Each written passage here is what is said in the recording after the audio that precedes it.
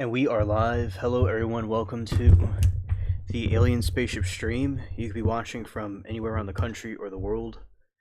And I really appreciate every single one of you coming to you from the Spaceship Studios from a galaxy far, far away. Alright, now we will be getting into this other window. Alright. Alright, hello, everyone. It is I, Alien Spaceship. I hope everybody's been having a good day, good evening, good afternoon, wherever y'all are. And so on this day, we have some very bad weather going on in different parts of the country. There is lots of storms and snow up north. Storms are going to be happening all over the central part of the U.S. and also the other areas too. Up north, that is where the snow is happening. And we're not really snow, but like blizzards. So a blizzard is like a very bad snowstorm, as you all know. And other parts of the country getting severe weather and tornadoes. So far where I am, it's cloudy, but nothing has happened yet. I thought it was going to be worse than it was, but it's still later tonight. It's going to get bad, it seems. So, and anybody else that is watching, viewing, listening, curious if y'all have anything with bad weather and in y'all's respective regions, I'd like to know. And last night we had a good live stream. We had a good party stream, and yesterday I did a garden live, and we met some new people and explored the yard. It was pretty nice to get with all of you. And I want to do some reactions to different type of car videos and maybe some trials and things of that nature as we hang out and chill on the Sunday evening. Speaking of cars, there's been disputes about the Tesla car seems to catch on fire. That's what it seems to do. And other things that it does is, besides catching on fire, with the lithium battery, windows are hard to break out. So there's been some dispute about some technical difficulties with those vehicles under certain circumstances. So definitely those would need to be improved. All right, and now going over to this window right here. React to this. Okay.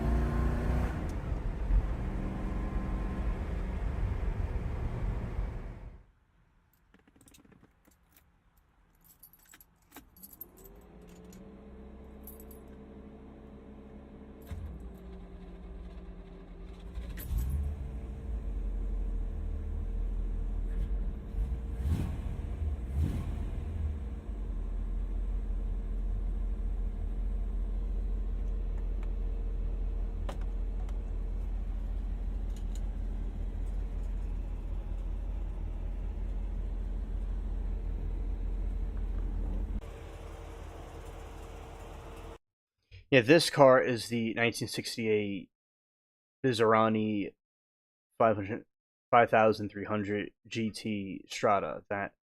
So a lot of times in the past with these types of vehicles, they would be longer. Our modern cars are more aerodynamic. These vehicles are much more, longer design. Maybe not the safest design according to some, or the most quickest, but those look very nice.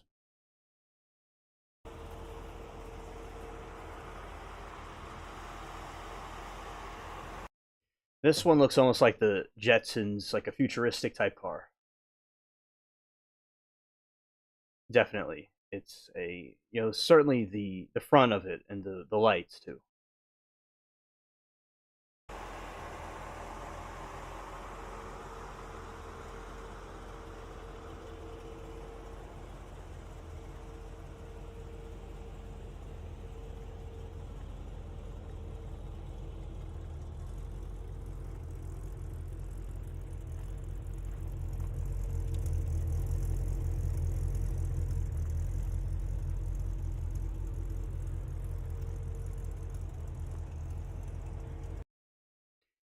yeah, it's a very cool red color, and the engine sounds really good. And this obviously from 1968. This was kept in excellent condition. I'd say the person that got this one has it in much better condition than most cars we have today. Of people have. So uh, whoever was keeping this car did a magnificent job at keeping it brand new looking. I mean, it looks more, said much better than cars today. This aesthetically, and besides aesthetics, the way it's in, the condition it's like brand new looking, completely brand new.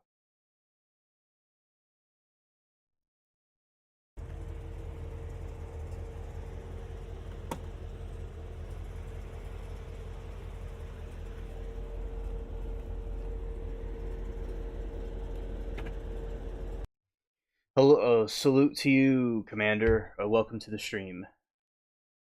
We're now reacting to car videos.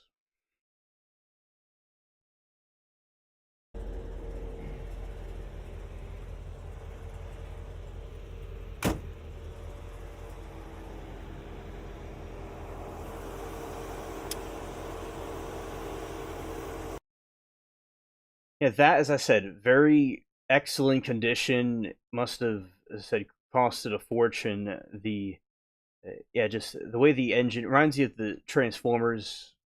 Yes, yes, nice. But this one is the '68 Vizarani 5300. It's as a lot of these vehicles from this time period would have been all rotted out, probably, or in bad condition. But this, whoever had this vehicle, kept it in excellent condition. And as I was saying, the you probably fall asleep again. Yeah, yeah.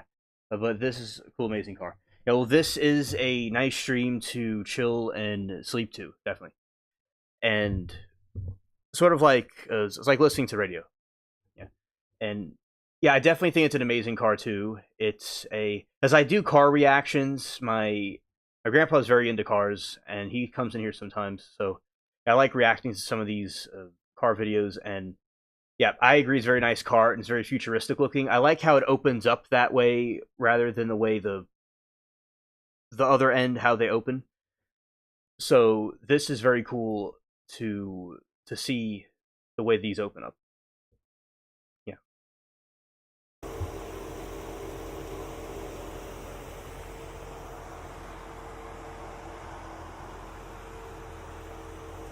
Yeah, those are the lights right there. It just because a lot of times back in the 60s, 50s, in that time period, people would have this futuristic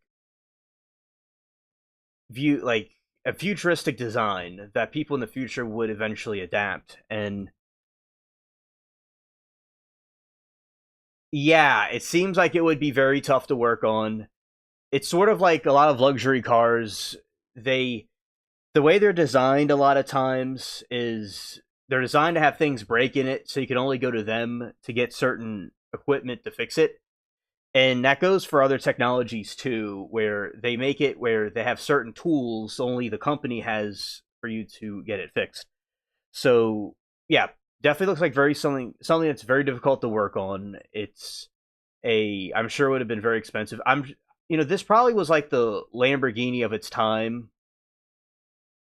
I don't know a lot about this vehicle, but it definitely would be something like that to them at that time. But it's yeah, just very futuristic the way the lights, they kind of bulge out right there. It's futuristic and hard to work on. Imagine trying to change those lights. Yeah, it definitely looks like a pain to do. Definitely, it's almost like an artistic piece over a car, but when it's like that, it's difficult to keep up with. Yeah.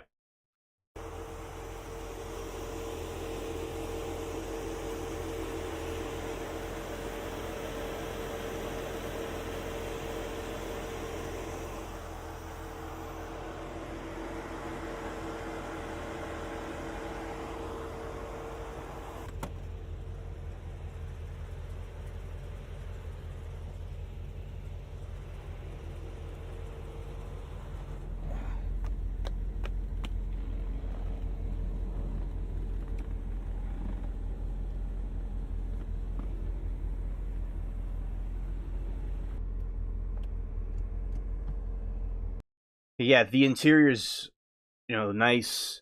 Looks like a race car, and the wheel is a wooden color. They definitely designed them very intricately. Now, a lot of vehicles they are more aerodynamic now, and everything. I think people could tell me if they have a different opinion, but a lot of cars and trucks all look the same, and they're the same thing with like McDonald's or with Wendy's or Popeyes. Any of these type of places is that even fast food places where or Starbucks, everything now looks all uniformly the same thing to uh, fit in a certain type of generic mold. That's what I think our time period seems to have.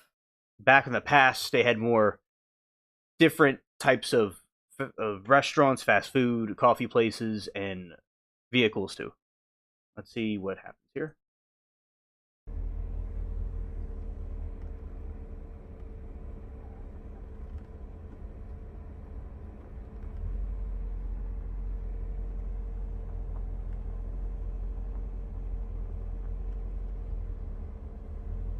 From the inside, it looks like a truck, and even looks like an airplane a control panel. That's interesting. I just noticed that just now. It just reminds me of a like an old airplane control panel or like a truck. So you see a car, but inside it's like a another type of machine completely. Interesting. Oh my god, no stress.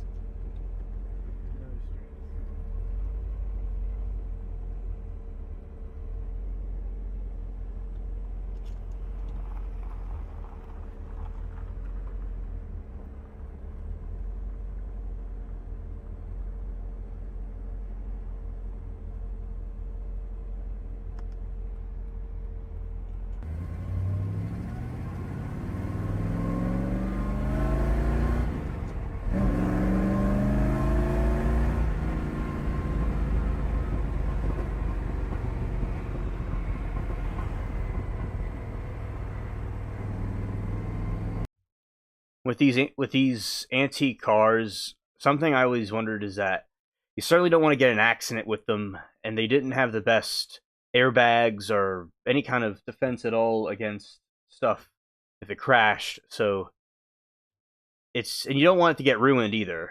So it's definitely would be a more stressful than actually driving.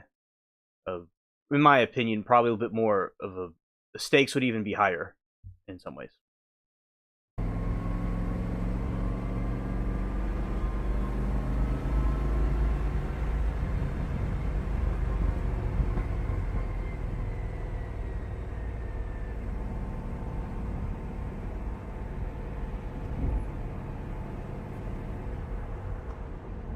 Yeah, yeah, definitely. Me too.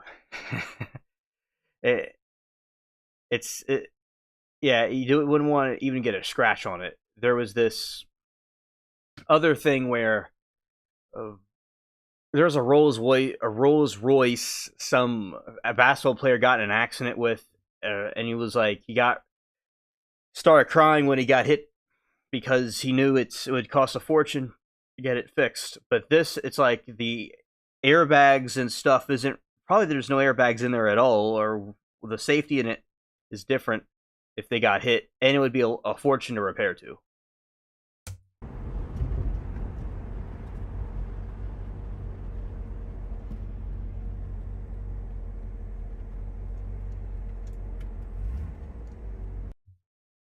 You see, the he's saying extra cautious over rutted road. Yeah, you gotta be careful. And roads these days are really bad sometimes.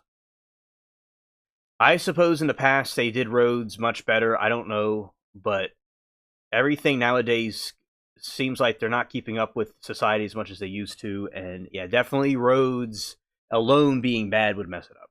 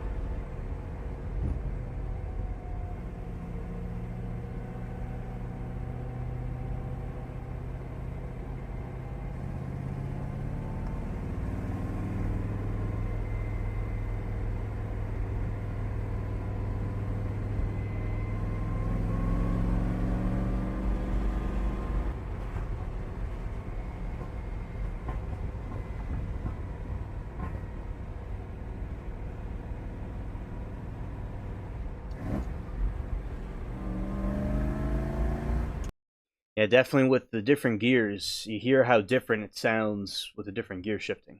Definitely.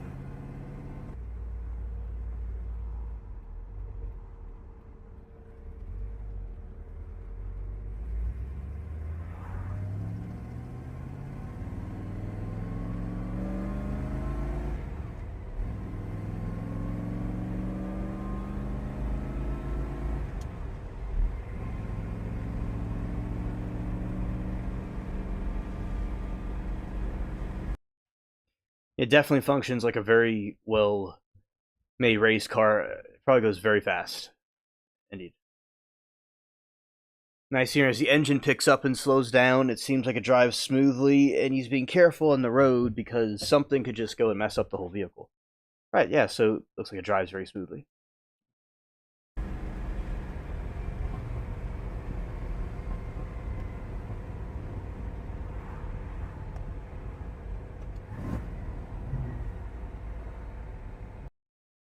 My uncle, it was my grandpa. He not anymore, but in his life he did.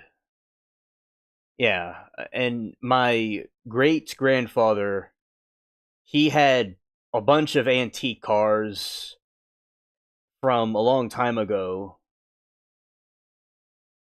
Yes, you know, of many of them. So yeah, my family. It wasn't really my grandpa; it was his father that had them. It was, and they were used in movies. You know, in old movies, there was, and he was very obsessed with it. Yeah, wasn't really my yeah, it wasn't my grandpa. It was yeah, he had some cool cars. He did from that the '60s and stuff like that. But yeah, the my it was his father that was a car collector of antique cars, like very old ones from like 100 years ago or 80 years ago. Eventually, they sold them over time. They because they didn't have any use for them. But yeah, my family was very into that. Yeah, yeah. The he was like a I think he had a some type of a, the great grandfather had a limousine. He was just like a car collector, and he won trophies. He won contests at different car events. He would have car shows, and he would win trophies throughout the decades. And my great grandfather passed away in '96 or '97, and that was it for his stories. Yeah. I agree, Commander. I agree. It was before I was born. Yeah, it was before I was born. They didn't have them because I never saw them. Actually, it was only one that I did see was the old Cadillac. It was this, it looks kind of like a mobster type car. It was actually, just used as a where cats would eat or lay under. It was just there, just sitting there for decades, and it did go through a hurricane, and it didn't work anymore. But before that, it wasn't even like being operated with. Yeah, so I did see one of them, but the other ones I never saw them. No. Yeah, I wish they did too, but I don't really know what the I guess they just didn't feel any use for them. I don't know what the reason was, but they had quite a few of them. I'd say the Great Gatsby, I suppose, those type of cars, from the 20s. Yeah, probably throughout the different decades like that, 20s, 30s. Yeah, there is a Model T car also. My grandpa got it in the 50s. They don't have it anymore, and he used to drive that one. So yeah, it was very cool. He was my great grandfather. He was a mechanic, and he helped soldiers get jobs after World War II, and that's what he did. He was in a car working on vehicles and things like that. So back then, if you get it was those cars are built like a tank. If you got hit by something, it was a different situation uh, for the people inside of it. Now the car crumbles like an accordion to keep the passengers safe, but before they were built like tanks, and they were very very hard like rocks. But if you get hit by something like that, there's a G force, and it's not really too nice. But the seatbelts help.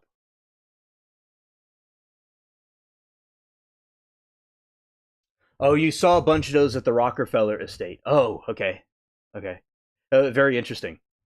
Yes, the definitely there'd be cars like that over there, and we talk about Epstein here a lot, and Epstein was on the board of Rockefeller. That was something we saw recently, just as a fun fact, and we talked about some things at Rockefeller here, but how the systems were all put in place similar to how by them. But yeah, the Rockefeller estate would have vehicles like that, indeed.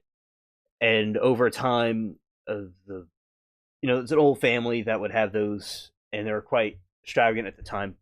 So yeah, the I think what he also did was he would hold the vehicles in like a warehouse for people. Sometimes people would pay him like rent to hold a vehicle and keep it safe. Then he'd give it back when they wanted it.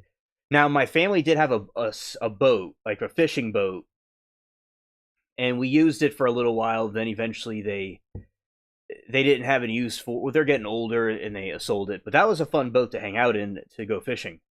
I did pretty good with the fishing, except in the Pearl River in Mississippi. That fishing didn't go too well because the fish were so smart. They're able to get the or whatever it was. I don't know what was under there. They would get the bait and leave. It was quite clever. Those fish. It may not even been a fish. It could have been something else. But whatever it was, it got the bait and left. So yeah, that is my family history with vehicles on my mom's side of the family. My my dad's side likes cars, more modern cars, but I don't think we're did much with vehicles like my mom's side did. But yeah, it's a definitely were pieces of art. They made them into pieces of art back then. Now they're just I like the cars now, but they're more very different and built more for design, like safety and just everything, like looking like the other car company. Back then vehicles used to cost like $600 or something ridiculous, but with the inflation, that happened,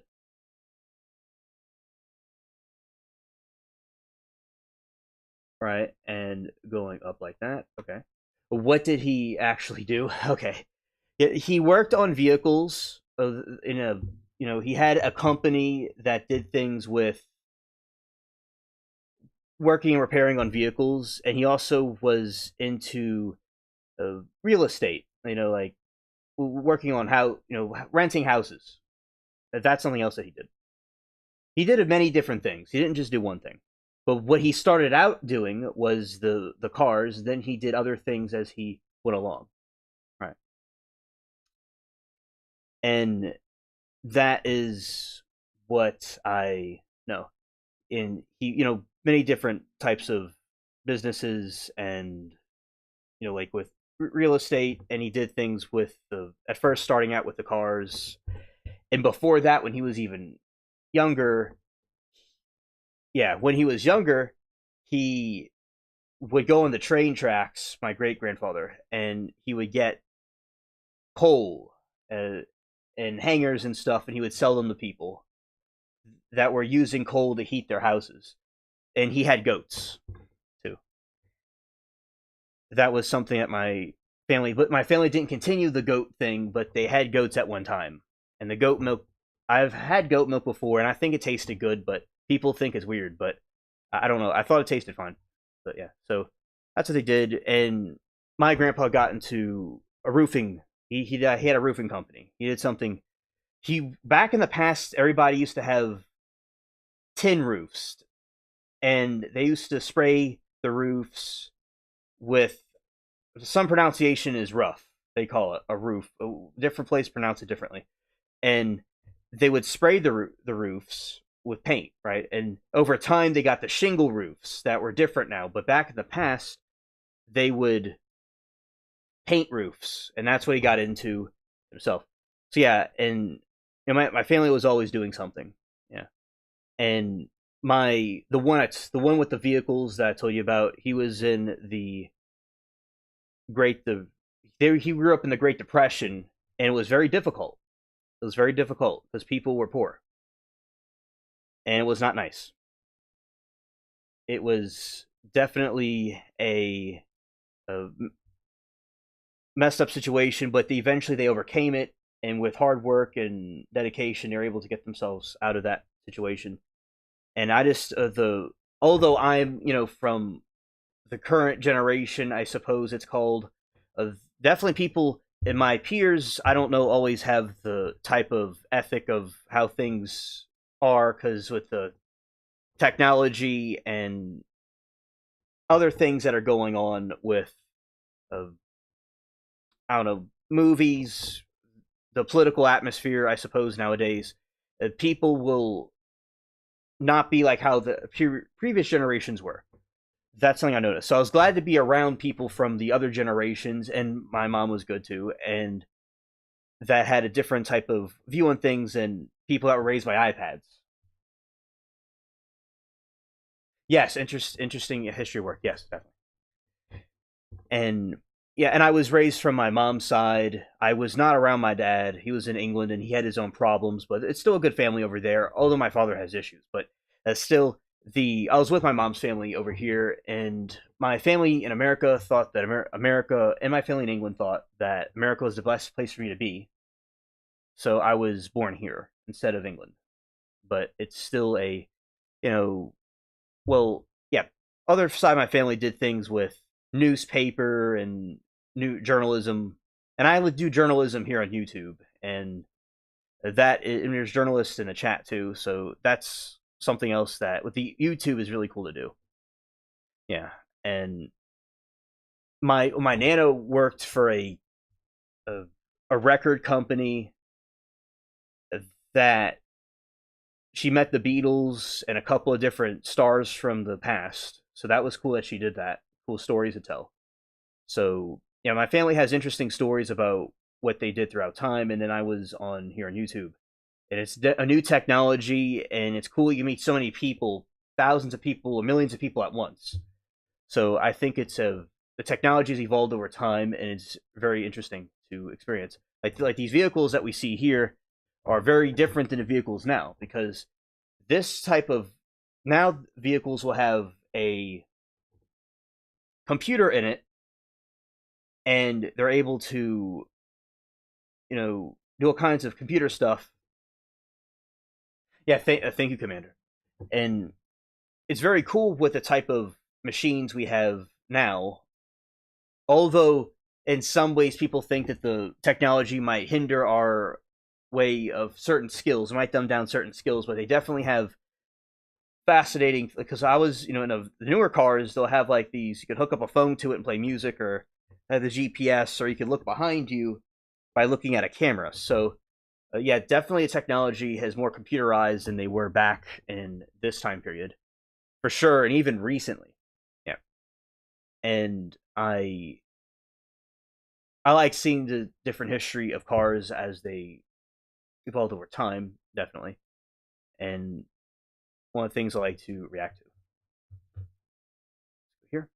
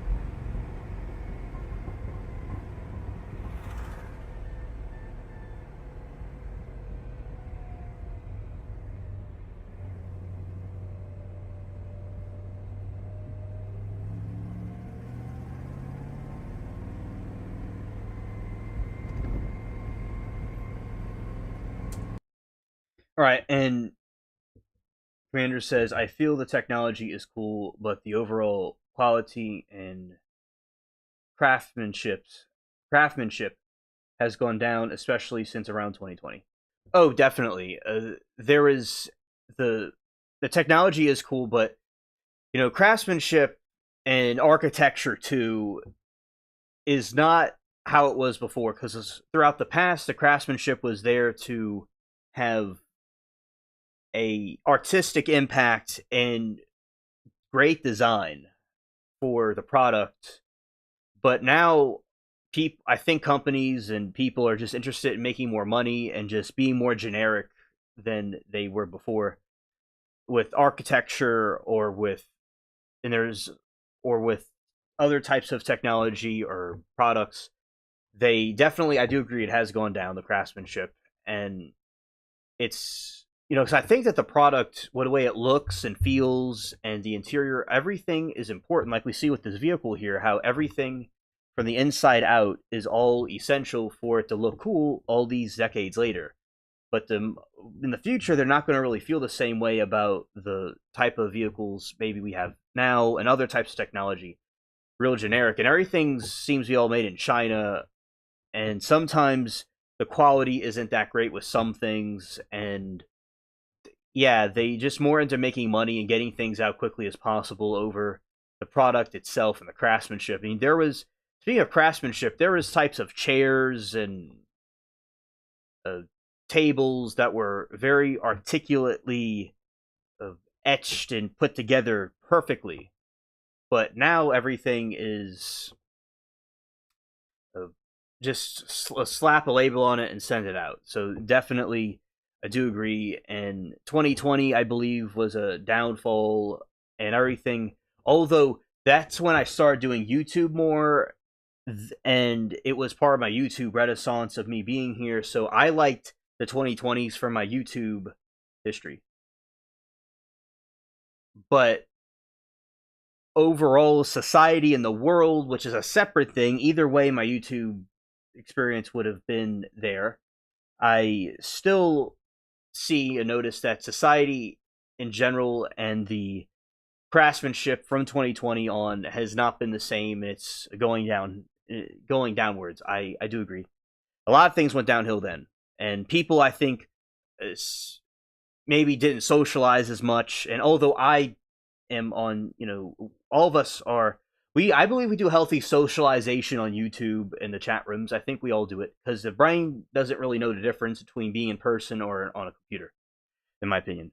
But a lot of people don't use it productively, and they just kind of get stuck in a cocoon, in like a bubble, and it doesn't really uh, help them out in other ways. Because so I feel that YouTube was good for me, and I think for all of us in general in this group. But other people in other parts of the internet, I don't know if it could have been more damaging to some people than it was helpful. All right. Yeah, stuff was built to last back then. That is another good point. When people are focusing, especially now, remember, inflation, Brig, is a big problem since 2020, in my opinion. And that also, I think, hindered the people wanting to put more craftsmanship into things. And I still think they should have put craftsmanship anyway, because it's not about making money, in my opinion. It's about having a wonderful product is the most important thing. But yeah, that, I think, the inflation and the society collapsing was a factor in it.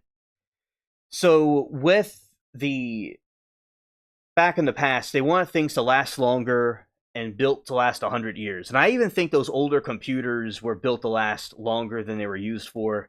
Those big clunky ones from like 2000s and 90s, they were building things to last much longer than, like, you could have a computer that lasts for, a couple of years or so, then you replace it. Same thing with phones and other devices. There's a time limit on them. Because there's some computers from like the 90s that people could still boot up and it works. It's outdated and it won't do anything, but it still works and it's functional. Although not all of them, some of them don't work, but some of them do work. But still, I think back in the past with vehicles, going back before the computer revolution, the personal computer revolution, It was all built to last longer, and I know with technology and things that I've seen over time, it was built. Things were built to last back then. For instance, TV shows, movies, and we see Unsolved Mysteries, and Robert Stack. I mean, in his time period, things are built to last longer, and that aesthetic was on him also in his program. It's built to last for a long time, and people could look at it decades later and still feels like it's brand new. Now everything, I think people are just putting things out there for money. People are putting things out there for agendas, and it's not about the product anymore. But I do believe there'll be a reset, and it'll go back to how it was. But we're in a dark time, a dark age, it seems, in my opinion. And for instance, there are subscriptions companies, right? Because there's people will do subscriptions for shows. I don't. It's okay if people do that. I don't necessarily do that. You go, Alien. What is your criticism about the situation with subscriptions? The reason for that is with subscription services. Say there's one show you want to watch and it doesn't have it, but the other one does. Then this one has it and the other one doesn't. And you go. People spend hundreds of dollars a month on all these different subscription services to watch all these different things. And yes, exactly, Brig. Every single thing these days is all subscription based, and over time, it will all add up, and it will go downhill, because people had enough of subscribing to these things, and it was supposed to stop piracy, but it didn't really stick right. It's starting to, the companies are getting greedy. Subscription services, I think, could be good, but the companies get greedy and they want to, you have to. There's a catch. You have to go to this one or that one, and at some point it backfires, because when people focus on money, making money instead of the product, you're going to actually backfire it and not make anything. So that's why you have to put the product first, and then over time, just like with these older vehicles and back in the past, you'll actually get the value out of it. If you could get, like I always like to say, Temu or Shein, something, and the reason for that is you have a product that was made really cheaply or stupid, it's not going to have good results, even if they get money in the short term. So that is what I think with that, and I do agree with the subscriptions and the aesthetic of the past has been downgraded. The one thing that I think is with ads is, now YouTubers make money with ads, and that's all good. And I think videos have ads in them. But one thing that I usually didn't like was streams that have ads in them. When I'm watching something and although people could pay for YouTube Premium, or get an ad blocker, I just would get a little bit, especially if it's like a news thing or a trial, I would get a little bit irritated. This is why the live streams don't have ads in them, because although it would have brought money in, I want the users, y'all, to have a good experience watching these things. Like if you and I are talking, Brig, and an ad cuts in, it's disrupting the flow of information. So yeah, I didn't put any ads in the videos, because I mean, there's no ads on anything right now, but I would never put ads in a live stream. Okay, that's just something I wouldn't do. But yeah, because I was just wanted to focus on the product, and I have a team of people and different people that we work together, and we have the spaceship here. So that is my philosophy about things: is the product should go first, even if it doesn't really is lucrative right away. In a long term, it'll appreciate, because it's like, say, everybody has a timer, right? Robert Stack isn't. Yeah, definitely. And I think with like Robert Stack, rest in peace, he's not around anymore.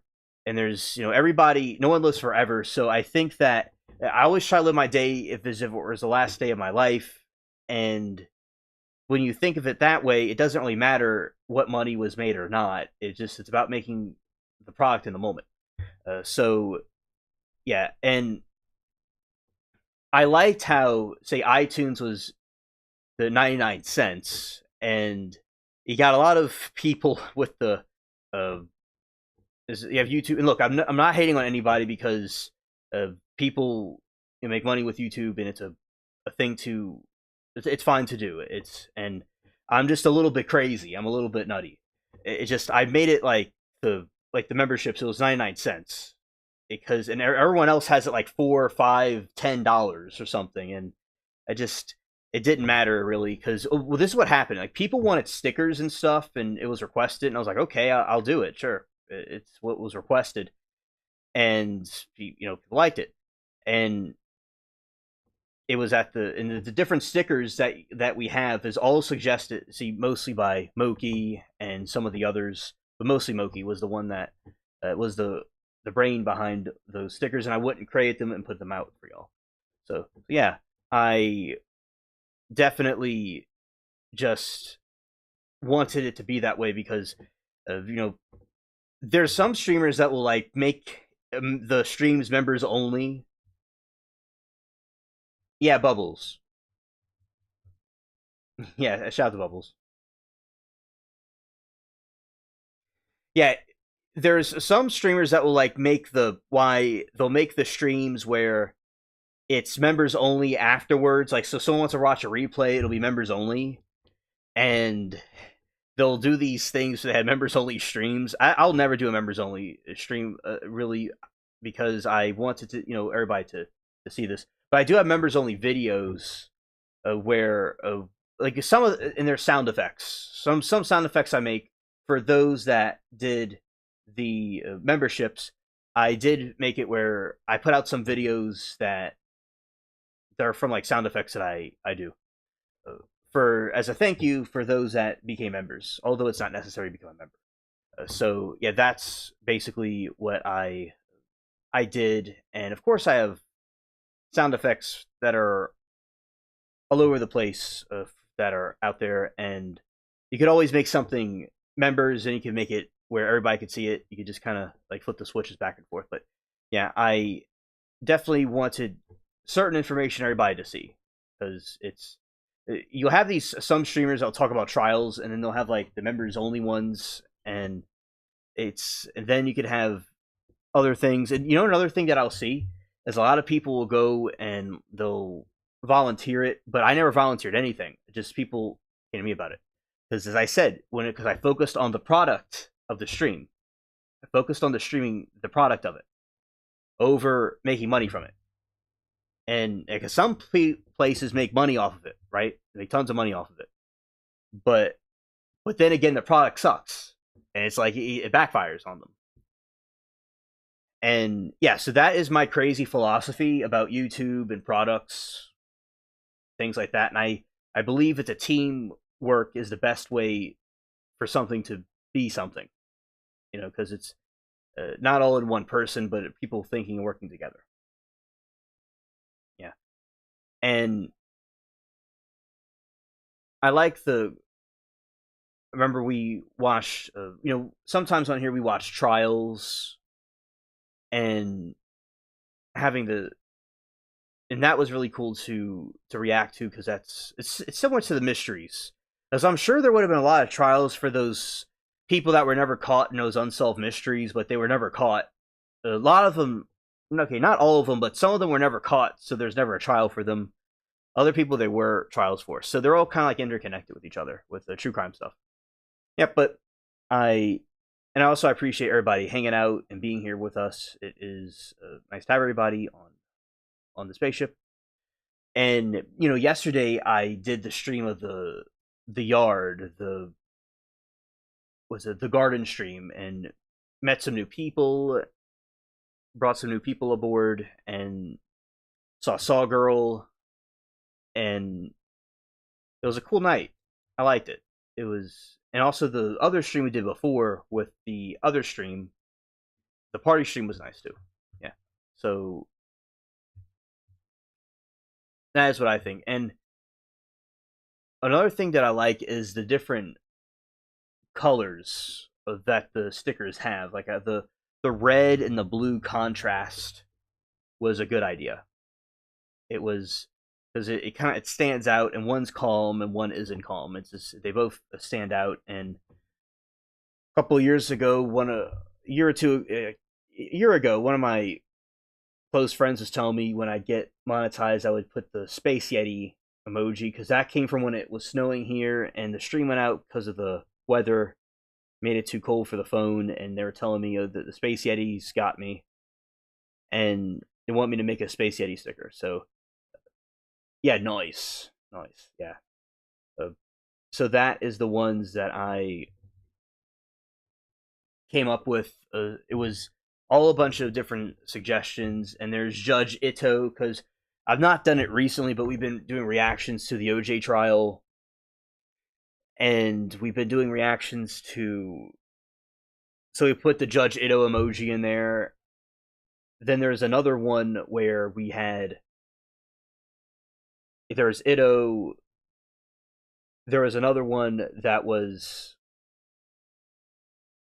Darrell Brooks. He's kind of a crazy. I've probably showed you him before. He's this crazy dude that gets angry in court, and he rolled over a bunch of people, and he has acted so insanely entitled, and it's absolutely phenomenal the way, just in a crazy way he acted. So, yeah, those are emojis we have for now, and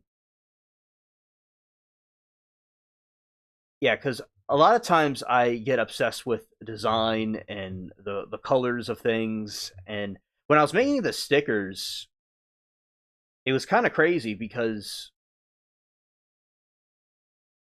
with when that happened, I really was. Oh yeah, the Fort he built in court. Yeah, yeah. Brooks was a nutcase. You know what I'm talking about. Okay, so yeah, that's what I basically am thinking is that when I was making the stickers at first, the like noise and scared, because scared is one of my sayings. There was a little bit difficult at first to get the people could see scared better, but I eventually got it right where people can see the letters because before it was a little bit difficult. But here we go. Yeah, I that's what I thought was definitely a good idea with that. Yeah, because he was crazy in court and he was thinking that he was entitled and he was scaring the judge and he thought that it was going to get him somewhere, but he was just stalling for time. He was talking about believing. Oh, during his closing arguments, he was talking about he believed in Jesus Christ and he was getting emotional. He started crying.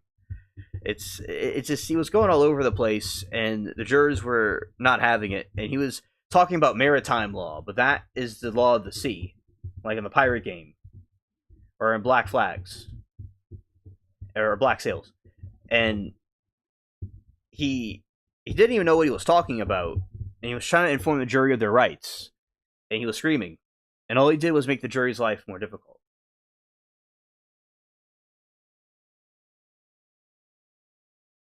Hello, Anna. It's very nice to see you. Good evening.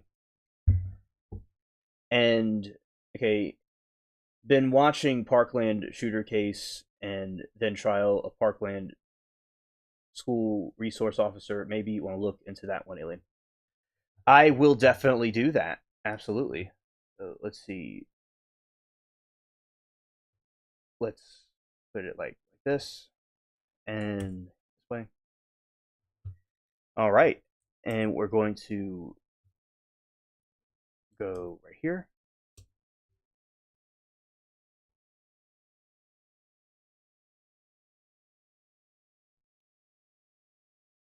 Yeah, I and give a background about the Parkland shooter. I remember when that was okay. I don't remember when that was happening, but I was around the. I wasn't in school, but I was visiting my girlfriend at the time, her school. I would see her, so it's a little bit spooky to me because I was, people going to a school. Oh, my school never had a problem with that, but just other schools that have problems with that, it's spooky. It's definitely spooky. Yeah.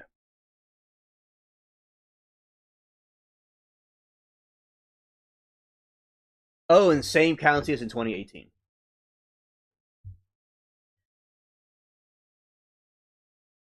Okay, and Parkland shooter. So, verdict sentence. In October 2021, Nicholas Cruz pled guilty to 17 counts of premeditated first degree murder, 17 counts of attempted first degree murder. The sentence trial 2/14/2018. Okay, thank you. Death penalty. However, the 12-person jury could not reach the required unanimous decision for death, with 3 jurors voting for life. Final outcome. On November 2, 2022, Cruz was formally sentenced to 34 consecutive life sentence without possibility of parole. Legal impact. Non-unanimous verdict led Florida to change its laws in 2023, now allowing judge.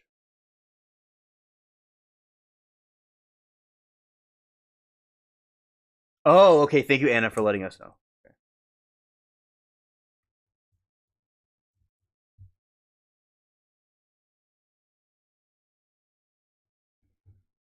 Yeah, yeah.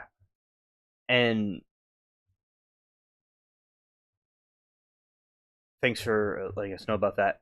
I'm sure it was a very messed up thing when that was happening, when the shooting happened.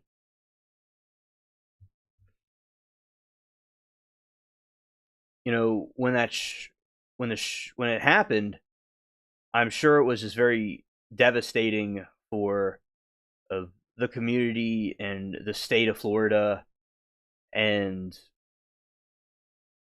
for the families for not to get the death penalty. Yeah, I definitely would think that was a an outrage for the victims. Definitely.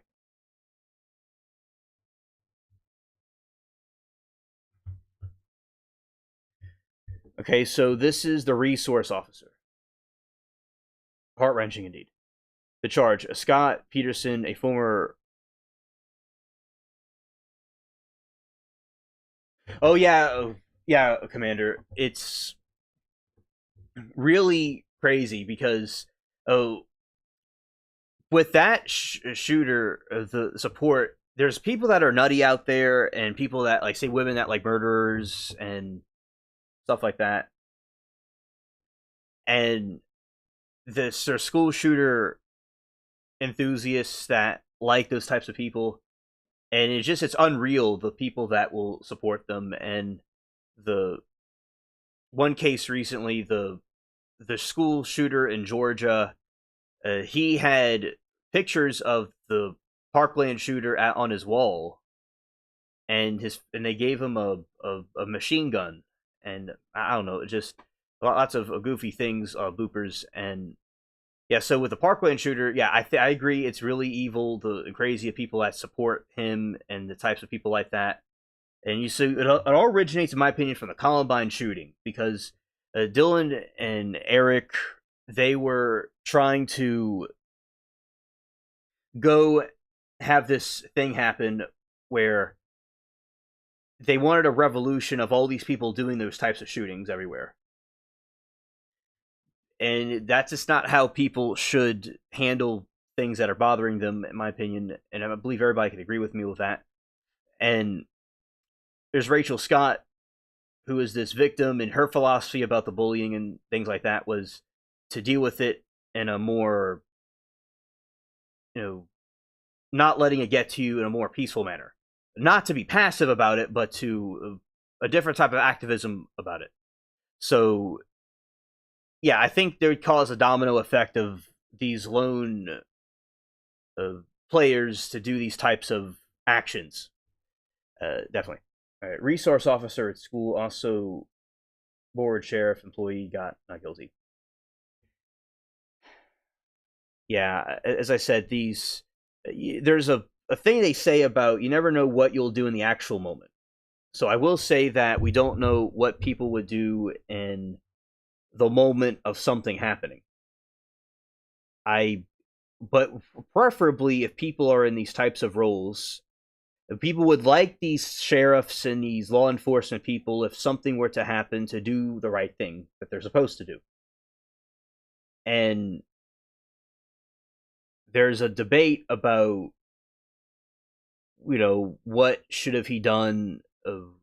If he, I believe, if I'm correct about it, he didn't go in where the shooting happened, and he called for help or something. If that's something like that occurred, but as I said, people in the moment don't always do what people would want them to do, right? And now, I personally not been in that situation. I don't think none of us have, but we preferably would want to do the right thing and people to do the right things in those situations. But I could see where families would probably be outraged by the two verdicts uh, that had felt that there were victims. Now, the shooting was going to happen, and there's people that were going to get hurt, and a lot of times it's quick. It happens unexpectedly with a drop of a hat, boom, and there's already people dropping by the time it's occurring. So, but definitely it could have been halted quicker. And are they going to make some AI of a sheriff?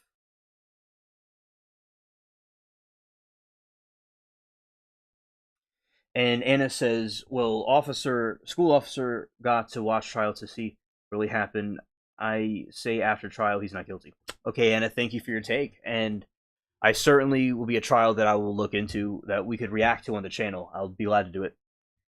And we've not done it in a while, but I still do trial reactions on the channel. So what that means is I'll play trials that already happened for y'all. I still do that, right? And I still play OJ and the other ones. It's just we go through different cycles on the channel. So yeah, that'll be one that I'll add to the list.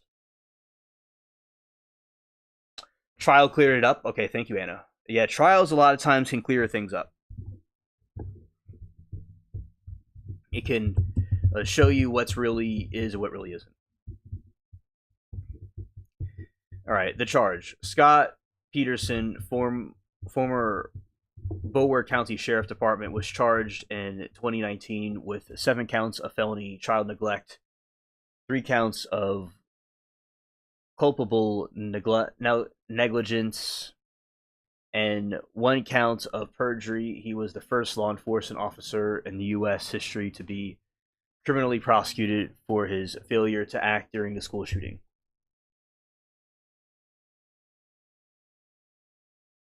Oh yes, I agree, and thank you, Anna. Thank you. We'll definitely put it out there. Prosecutors argue that Peterson retreated and took cover for 45 minutes while the gunman was inside, ignoring his training to confront the shooter. Peterson's defense maintained that he could not pinpoint the location of the gunfight due to echoes and poor radio communication.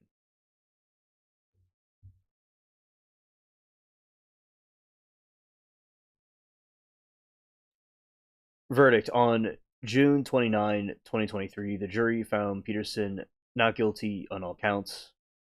While acquitted of the criminal charges, Peterson continued to face civil lawsuits from victim's family. In early 2025, a judge upheld a decision allowing the civil cases to proceed to trial.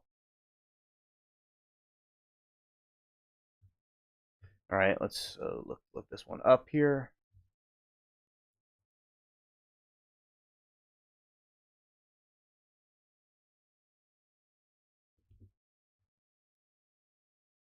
Let's see. Peterson trial.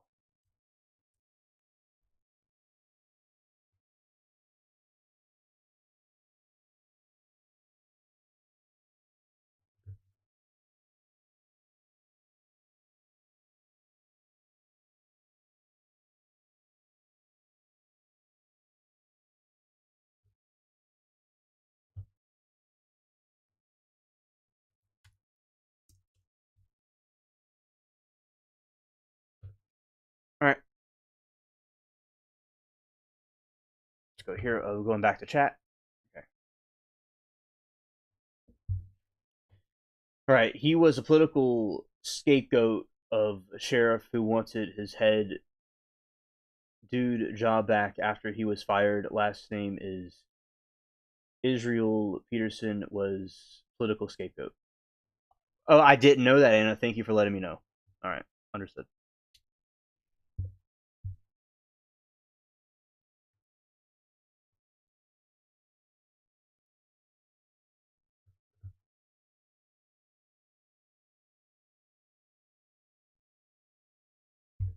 All right. In the trial for the former school resource officer Scott Peterson, prosecution argued he failed. Okay, let's see this here. Yeah, so the political scapegoat. Well, I'm glad to know about the political scapegoat. Okay.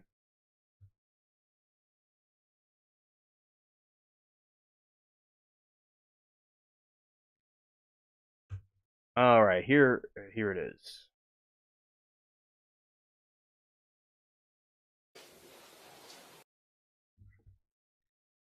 That's a trial day 7. We'll try to find day 1. Okay, so I found the trial, everybody, so that's good. So people could see it.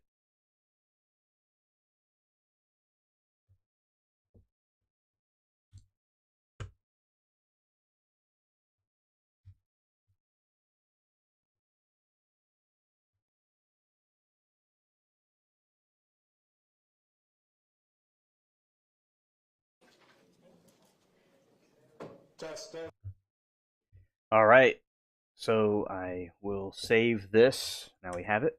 That is great. Okay.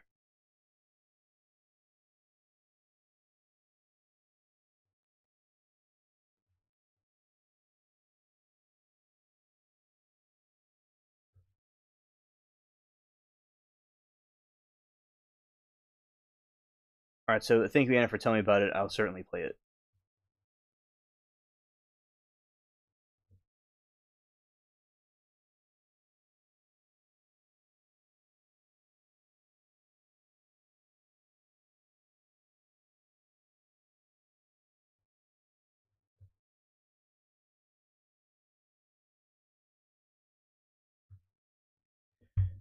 Yeah, I hate when they use people as political scapegoats when they really didn't do something.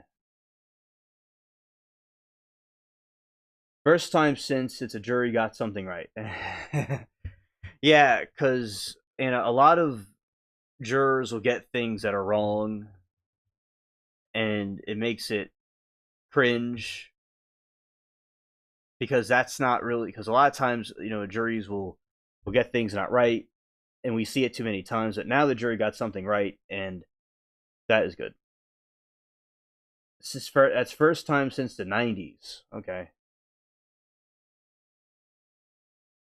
'90s. Okay, so wow, yeah, because I just when juries, I'll like watch a trial and I think that it's guilty or not guilty, and jury will think something else, and it's like a lot of times things just don't always make that much sense. But then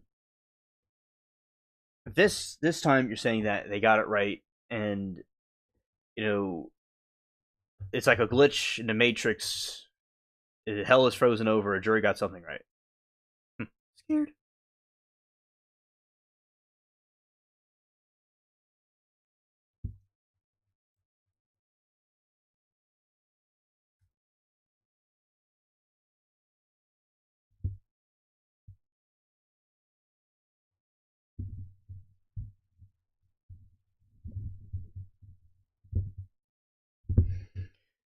All right, so I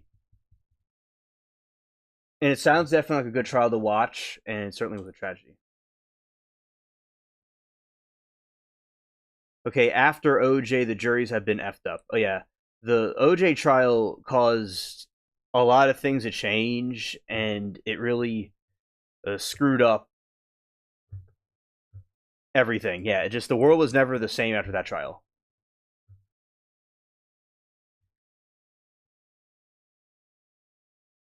Even the way judges handle things and the way trials are conducted, it's all worlds different than it was now. You know, worlds apart. Because back in the past, you had it. Judge Ito had all these things on his bench.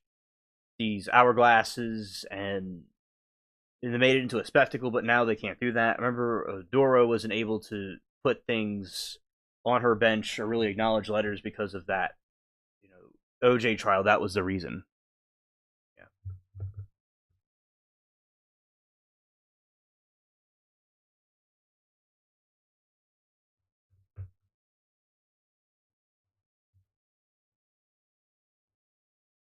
And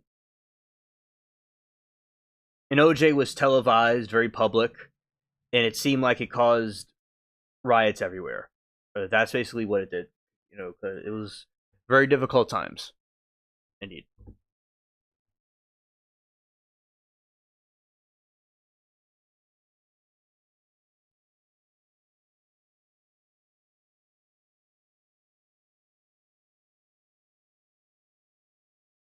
Yeah.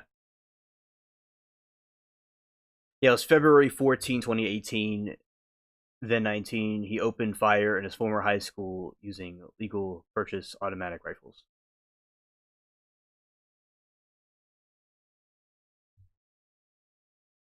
It was duration. The attack lasted about 6 minutes.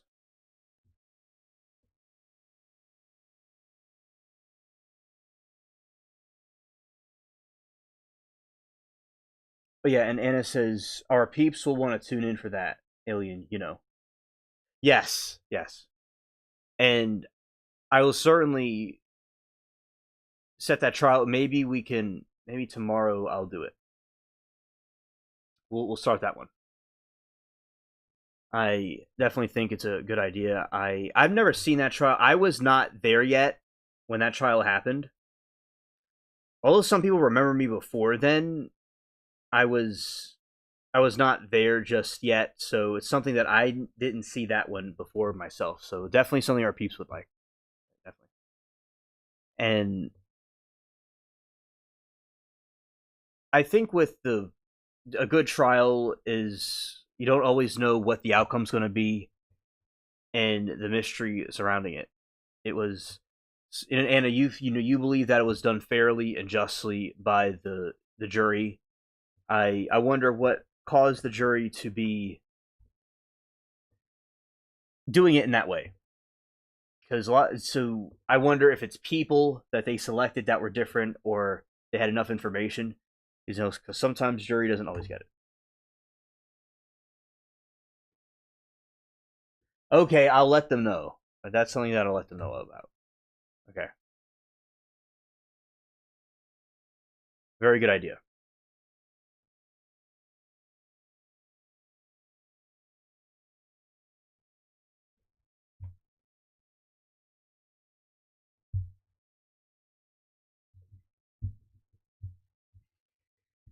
And we got and his sentence was in November.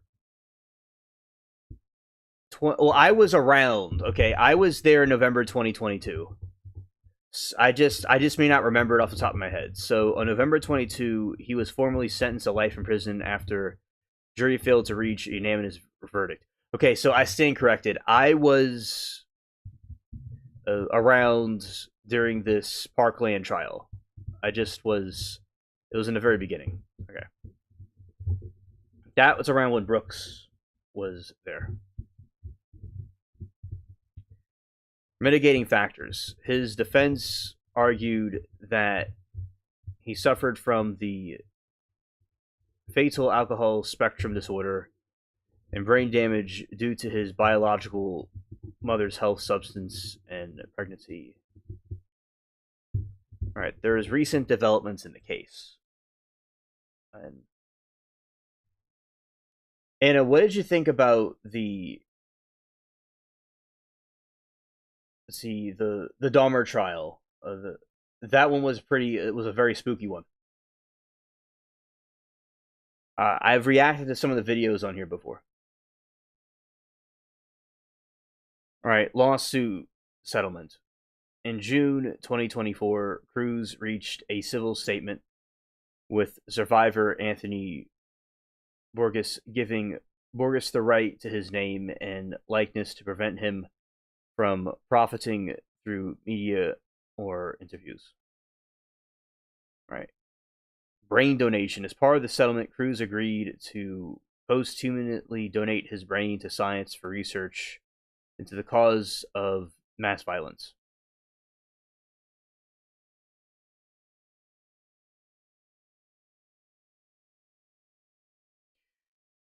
Georgia shooting connection. On February 2026, evidence to the trial of. Anna says, I heard 3 jurors say no DP, then I read one. Only people think his age and people's religious beliefs, but then they're told it's a DP case from the get go. So, what happened? Okay, okay.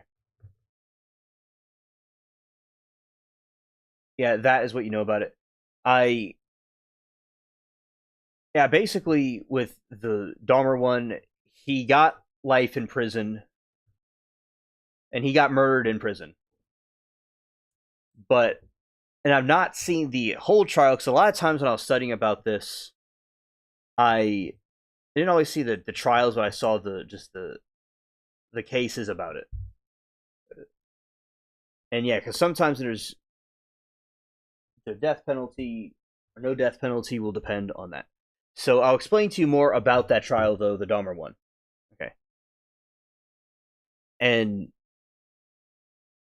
because Wisconsin did not have a death penalty, it was never a death penalty case for the start.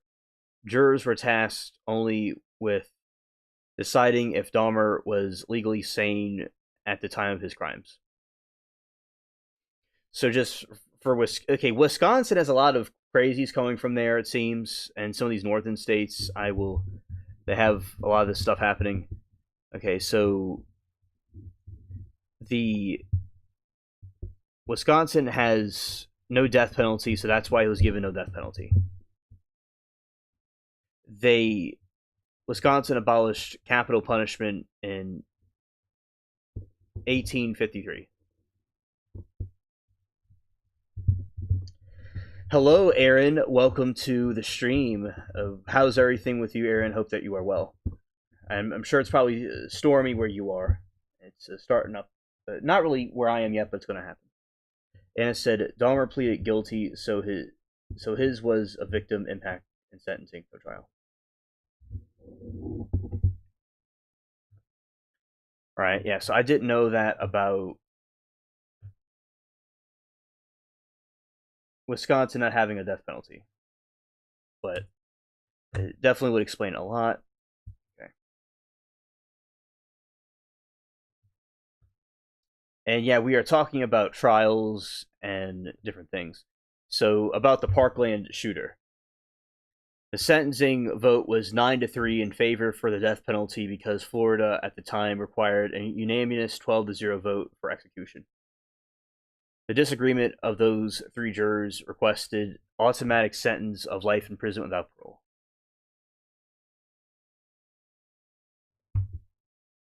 Aaron said, all good here. Actually, we have a storm coming tomorrow, but like a thunderstorm, nice break from snow. Oh, okay, Aaron. Well, thank you for the update.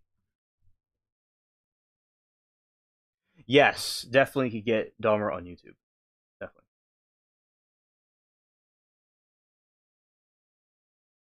All right, a hard no. According to the jury foreman, one specific juror was adamant from the beginning that she could not vote for death because she believed the shooter was mentally ill. Final count. While this one juror was the primary driver, 2 of the jurors ultimately joined her in voting for life, bringing the final total to 3.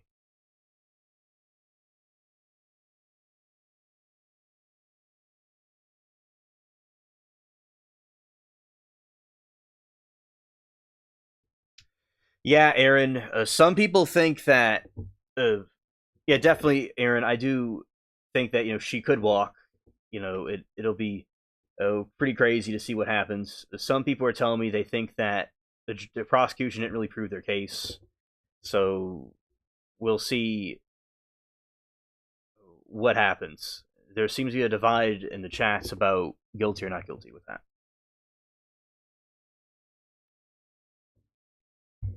All right, so The death qualified jury process. That all the jury was death qualified before the trial began. All right, the final count. While this one juror was primary driver, the two ultimately joined her in voting for life to bring final total to 3. Death qualified jury process. You are correct that all jurors were death qualified before trial began. This means they all swore under oath that they were willing to consider the death penalty if evidence warranted it.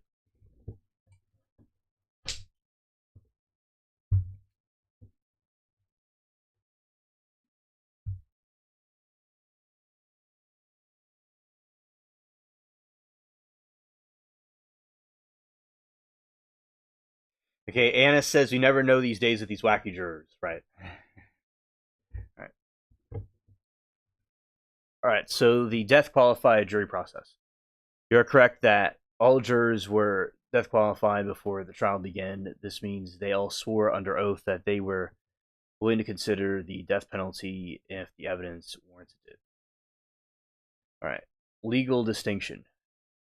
Being death qualified does not mean a juror must vote for death. It means they aren't morally opposed to it in all circumstances. Decision. Law requires jurors to weigh aggravating factors and cruelty of the crime against mitigating factors. The shooter's background. The defense argument that the shooter suffered from fetal alcohol spectrum disorder due to his mother's drinking during pregnancy resonated with these 3 jurors. They concluded brain damage outweighed the heinous nature of 17 murders.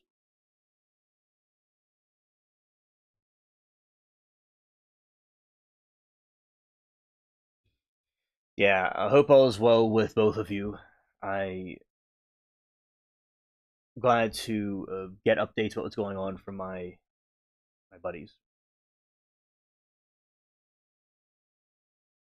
I don't know what the new trials next week are, Aaron, if there are any at all. But there's the insulin one is left. It's a very strange case. And besides that, I'm sure there are new trials next week. I just don't know what they are.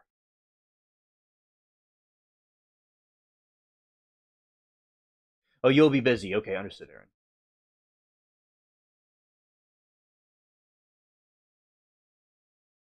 And his bro was adopted in loving families as babies. Ah, okay. So his brother didn't come out that way. Right.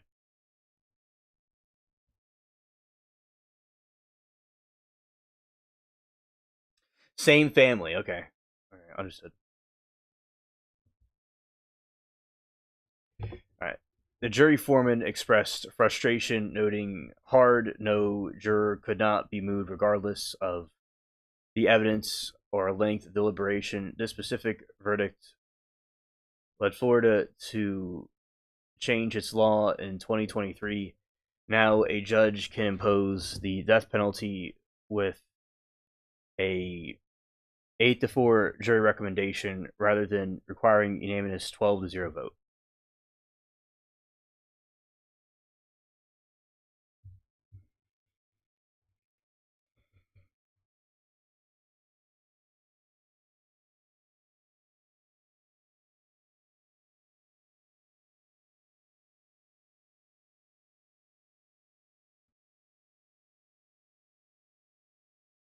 I am back. Okay.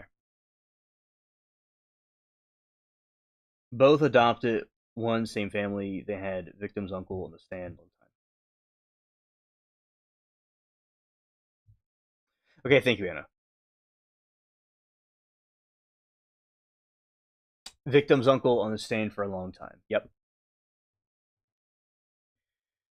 Jury foreman expressed frustration, noting the hard. Okay, I read that already. Let's see what the new death penalty laws in Florida work. Let's do that.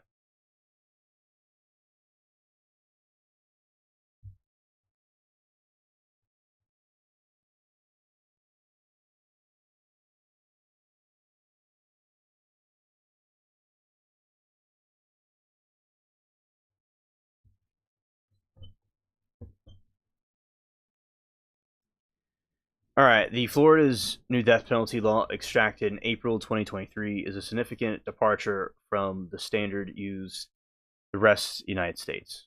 Okay, so we're going to get into Florida's death penalty laws. And yeah, I think that with the different testimonies from family members, it'll depend.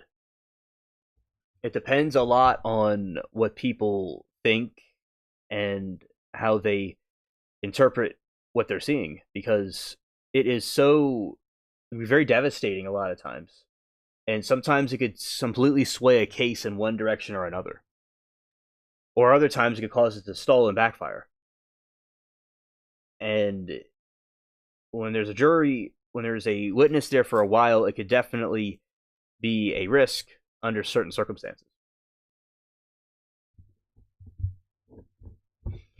And do y'all agree, or do you think that a witness on the stand for a while is a good thing or a bad thing? I am curious what y'all think. Okay, the outlier status. The Florida is now considered a clear outlier because it has the lowest threshold in the nation for jury to recommend a death sentence. Right. Only 8 out of 12 jurors must agree to recommend a death penalty. Alabama. Oh yeah, I remember that. He had 5 lawyers. I remember that. And one time, one of them got into a fight with the judge.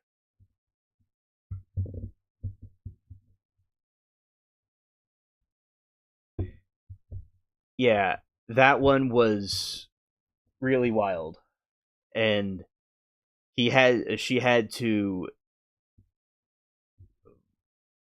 get an argument with him, and it's almost like it was kind of like a comedy show in some parts, because the impact statements are heartbreaking, definitely, but those attorneys, I feel, were a little bit immature. It seems they're like Darrell Brooks attorneys.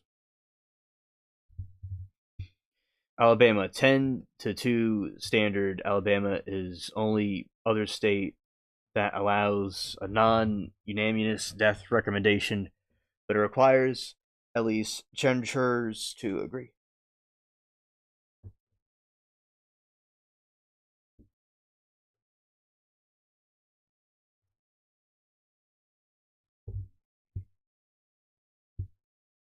All right. And it says no one stand longer than necessary. Lawyers keep people on stand, trying to get them to say what they want. Right, kind of like it's basically like a puppet.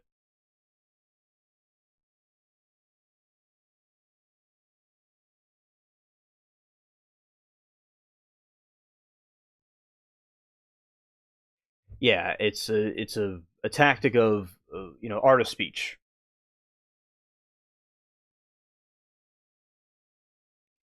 Well, the sentencing vote no longer needs to be unanimous. One lawyer had a bird finger on the side of face during the break, but still judge got her. I remember that. Yeah, that one was a wild scene. Definitely. Let's see.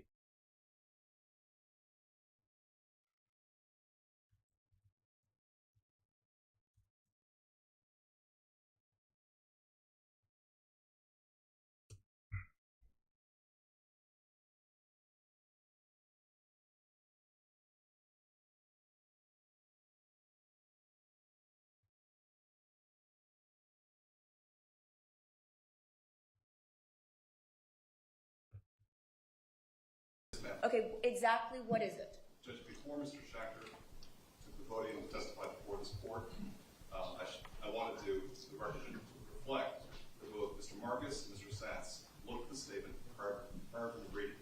And so their implicit adoption of what he was saying, of his improper arguments, according to the court, Judge Schachter. Okay, but what you are doing right now is highlighting something and making more of a spectacle. So if your office in general does not want to facilitate or incite violence, then we need to just sit down and move on. That's it. There were 18 witnesses, 16 or 18 witnesses that testified today. There was nothing that was said until Ms. McNeil made her point made, and, you know, we're moving on. But is the court going to do anything about maybe stopping it from happening again? Yeah, this is the army of jurors that the dude had, the Parkland shooter had. It's scared.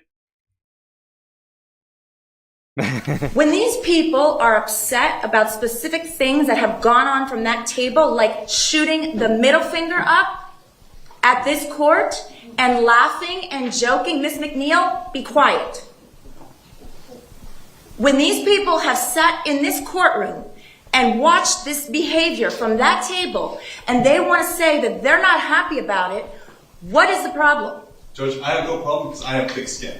But once you bring in my children, I think that's highly improper. It's being I didn't even know you have children. I don't know what you're talking about. Your children? What about your children? Okay, exactly what. That was hilarious. And this dude is complaining about his children, and it's yeah, because it's like Darrell Brooks moments. She, I believe she resigned from the bench after this trial, but I think that she did. People chat. If you disagree, let me know. But I think she did well with them, and I don't know. He got his Temu Sheen attorneys. This is the full scene. Another scene that's funny. Let's see. There has been no incitement. There has been no remarks. How you could equate violence? I mean, I agree, Mr. Weeks. Talk about is the defendant's violence. All right, and respectfully, Mr. Weeks, Ms. McNeil, who's lead counsel in this case, has made all of these arguments. I've heard them. There's been 16 people that have testified. Only 2 have made a direct comment to the lawyers. And you know, Judge, I'm standing here and I see that Jeff Marcus jumped up really quickly. But no one jumped up when people were referring to karma acting in the universe. No one was jumping up when they were referring to the defense children. No one jumped up to try to tap down that rhetoric. That is the rhetoric that I'm talking about. That is what I'm trying to be very clear on. Jeff Marcus, the state, they can hide behind their arguments, but we all are witnessing what is occurring in this courtroom. Which is myself. I'm the judge, And I understand that I'm in Thank you, charge Judge. of the decorum, and I feel that 99% or a great percentage of what has been said has been appropriate. Everybody has maintained decorum, but for a few comments, it's best to just move on as opposed to highlight them. This is true, Judge. But I am witnessing Yeah, Anna agrees with me. Yeah, definitely good judge. a building of momentum. And I'm encouraging the court to direct the state to tap down on that momentum so it does not reoccur and it does not become a theme. Thank you, Judge. Your Honor, for the record, the only thing the state has said to any of these witnesses when they get up is, would they like to say something on behalf of the victim they're representing? There's been no encouraging or... Anna, I agree. It's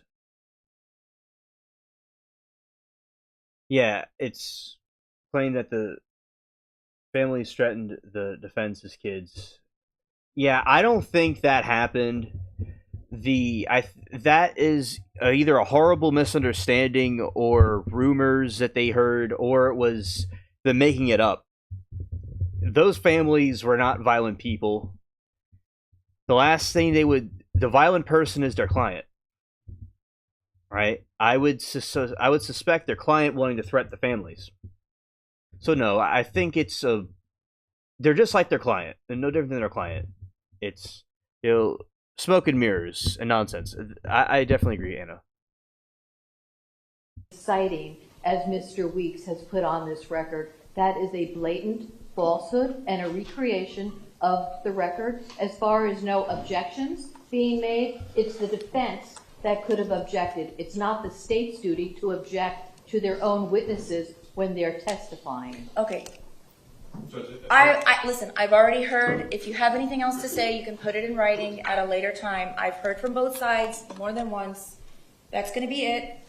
I've made my decision. Like I said, 99% of what's been testified to has been appropriate. I do not want to highlight the few things that were said that were perhaps not appropriate, and let's move on.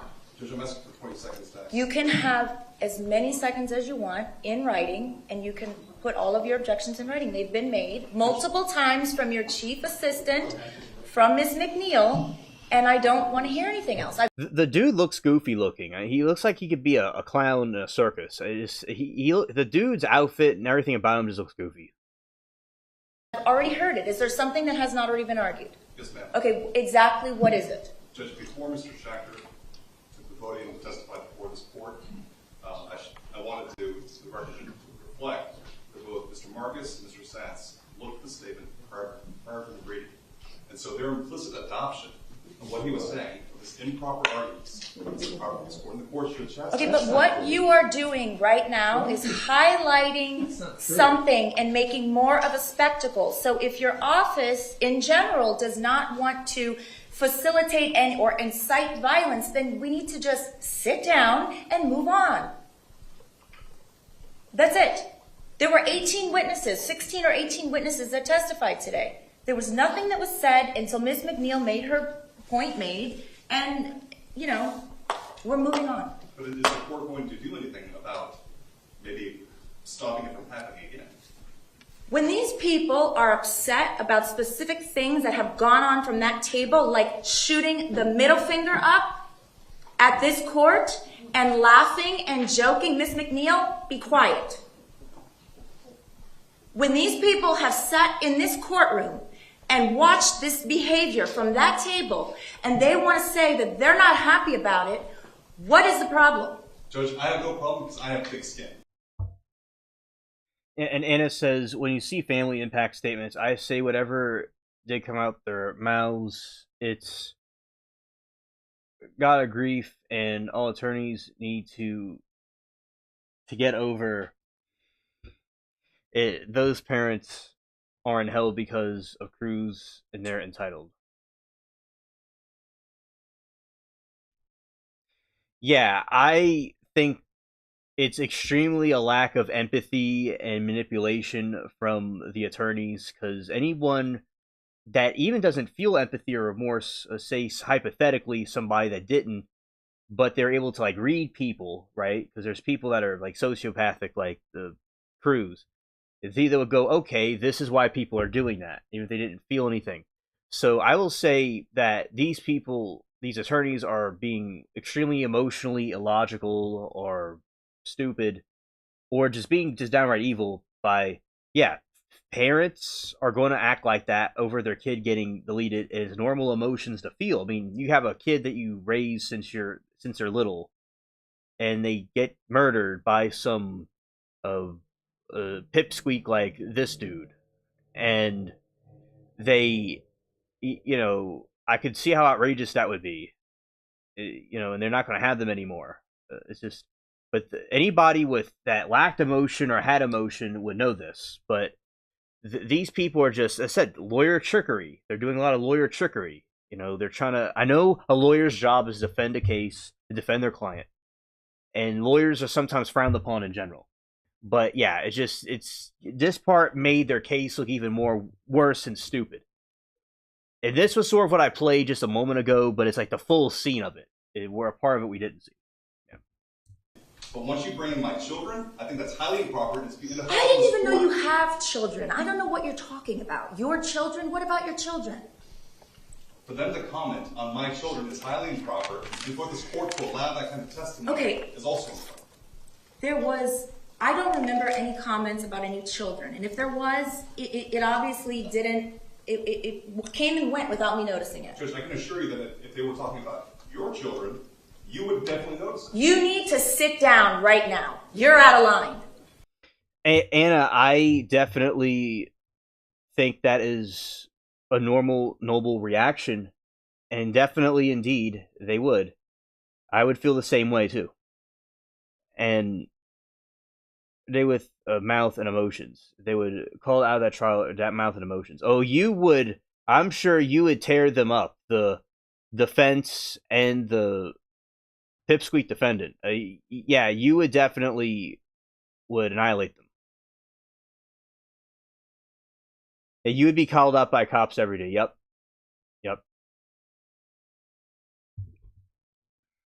That dude would probably definitely be crying if he would not be able to stand up, and he would be running out the courtroom if you were there.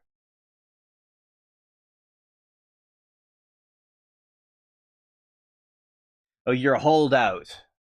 Yes. No, I know what you mean, Anna. They would escort you out the courtroom, or maybe even they would have to restrain you and hold out. So everybody in chat should be called out, which means that they would tell her to stop and restrain her and take her out the courtroom. And more specifically, they would haul her out. Yep, definitely.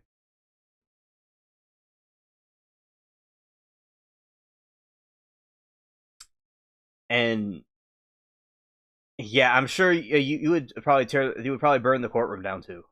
Yeah, definitely. In fact, you're excused. You need to go sit in the back with your chief public defender. He's the public defender. Mr. Weeks, please ask the lawyer. Is the dude's name really Mr. Weeks? He sure is weak. His last name holds up. From your office to go sit down and not say anything else. To try to threaten my children and bring up my children is inappropriate. Go to the back of the room now. That just violated about every rule of professional responsibility that I have never. If you're going to get up here and you're... And Anna says, I'd be in a straitjacket. Yep. His name's Meeks. As I said, he is meek. He is meek, too. He certainly lives up to his name. They definitely, Anna, they would have you in a straitjacket and solitary confinement. They would have to... And then you'd probably break out of it, too, and just go back to the courtroom. But yeah, I'm sure there is one scene during the Lasner trial where a father jumped him and they had to tackle him and restrain him. That's basically what you would do.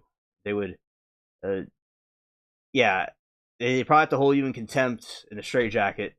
I'm sure you'd probably even take out the defendant and the attorneys, too.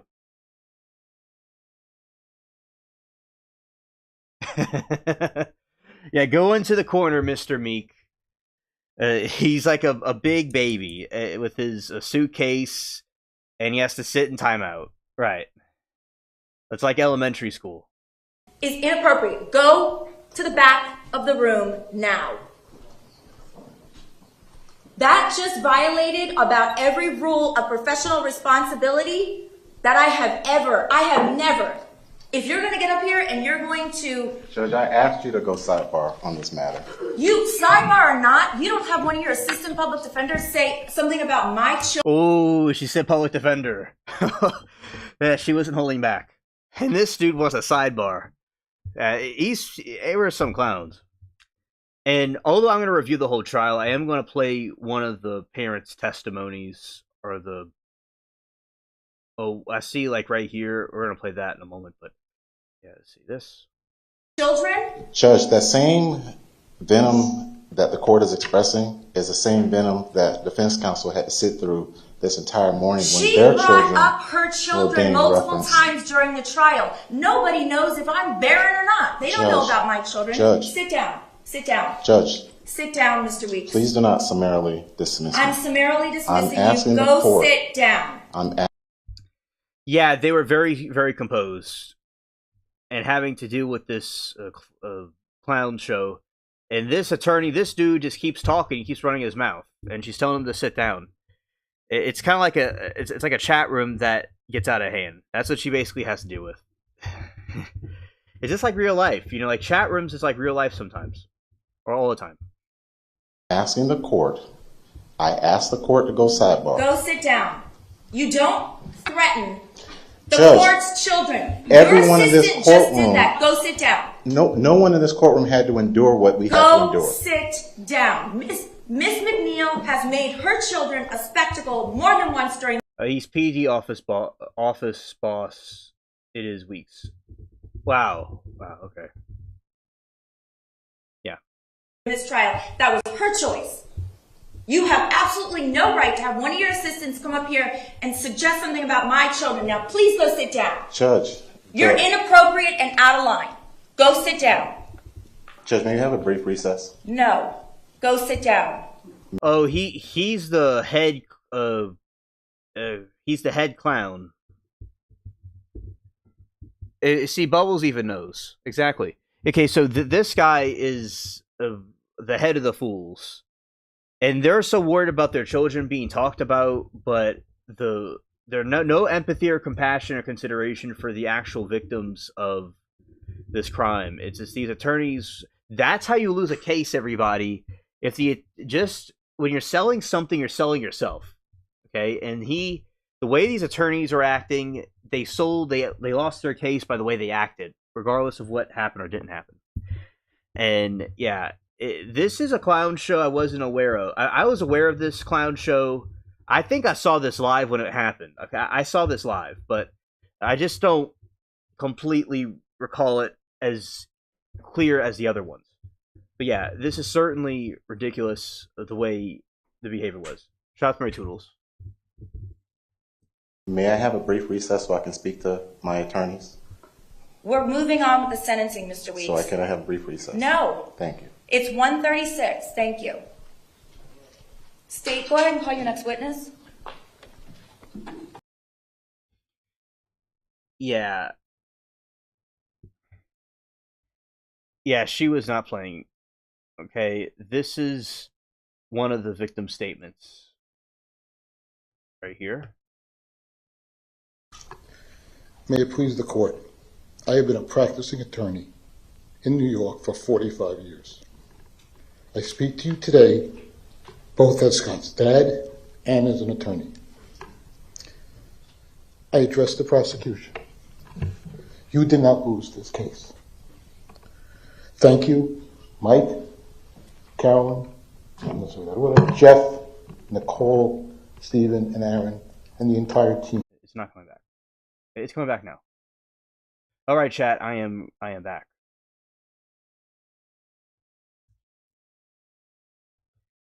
All right, there we go.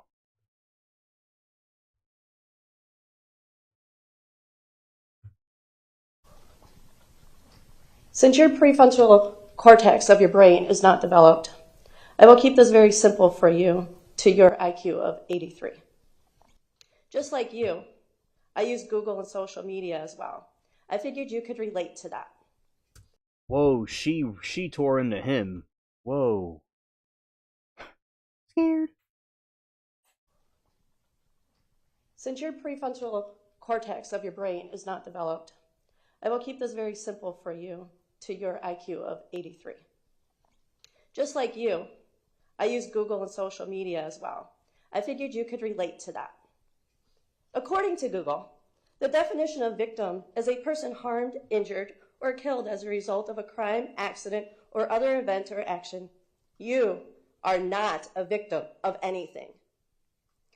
Again, according to Google, the definition of entitled is believing oneself to be inherently deserving of privileges or special treatment. This is who you are, entitled. Just an individual out for attention that can get it, whether it is good or bad, as long as you are in your spotlight. Well, that spotlight burns out tomorrow. Nobody's going to remember your name or who you are or what you did, because after tomorrow, nobody cares about you or what is going to happen to you, because it ends. Since social media is so important to you, this came across my TikTok For You page. Sadly, I can't remember the fellow educator that this quote belongs to, but you are born. Yes, absolutely. That is true. Born looking like your parents, but when you die looking like your decisions. My brother Chris, on February 14th, died a hero. not just to our family, but to countless others of individuals that he touched. You, however, you will die as nothing because you are nothing. Yeah, and he's just chilling there. Okay, let's see this one. The other blonde one. Good morning. Are you going to be speaking first, ma'am? Yes. Okay, please raise your right hand. Do you solemnly swear or affirm the testimony you're about to give is the truth, the whole truth, and nothing but the truth? Yes. Thank you. You can put your hand down. Please state your full name for the record. Teresa Robinovitz. Thank you. Mr. Binovitz, would you like to make a statement on behalf of Alyssa? Yes. Please do.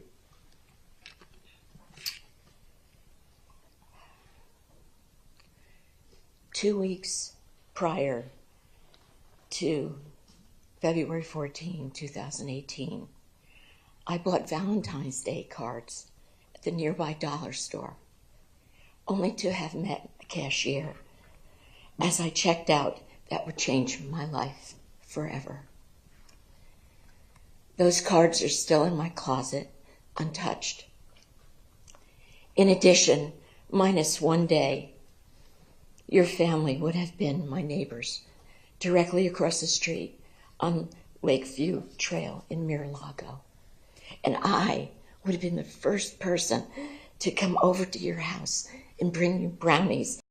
Yeah, we will look at that in a moment. Thank you.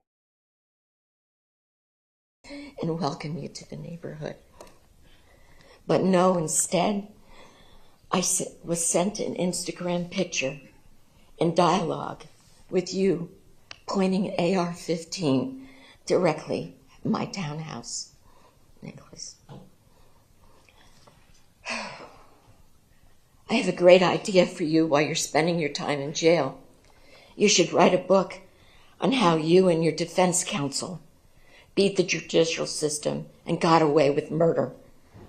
And speaking of the judicial system, the Florida Supreme Court should look at the law that was changed in 2016 that allows the minority rule in the case of a death sentence verdict. If killing 17 innocent people and wounding 17 more does not warrant the death penalty, then what possibly does? Right, and hello, Mermaid. Welcome to the stream. Glad to have you here.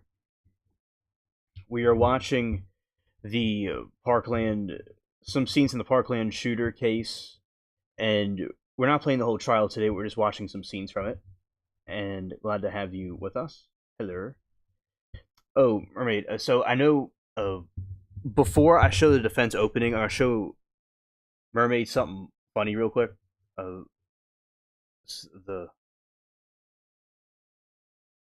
That is so sick. He shot one kid 12 times. That's really sick. Yeah. Okay, so Mermaid, this is a scene from a trial that we've not shown yet, and it happened a couple years ago. I just showed Anna this 2 times technically because one scene had an extended version, so we're just going to brace ourselves for a 3rd time because I can't get enough of this. So here we go. This is there's a legal team and this dude that shot up a school, and this is them arguing with the judge about something stupid. There has been no incitement, there has been no... This black dude is the one in charge of the other attorneys. Remarks. How you could equate violence, I agree, Mr. Weeks. Talk about is the defendant's violence. All right, and respectfully, Mr. Weeks, Ms. McNeil, who's lead counsel in this case, has made all of these arguments. I've heard them. There's been 16 people that have testified. Only 2 have made a direct comment to the lawyers. And you know, Judge, I'm standing here and I see that Jeff Marcus jumped up really quickly. But no one jumped up when people were referring to karma acting in the universe. No one was jumping up when they were referring to the defense children. No one jumped up to try to tap down that rhetoric. That is the rhetoric that I'm talking about. That is what I'm trying to be very clear on. Jeff Marcus, the state, they can hide behind their arguments, but we all are witnessing what is occurring in this courtroom. Which is myself. I'm the judge. And I understand that I'm in Thank you, charge Judge. of the decorum. And I feel that 99% or a great percentage of what has been said has been appropriate. Everybody has maintained decorum, but for a few comments, it's best to just move on as opposed to highlight them. This is true, Judge, but I am witnessing a building of momentum, and I'm encouraging the court to direct the state to tap down on that momentum so it does not reoccur and it does not become a theme. Thank you, Judge.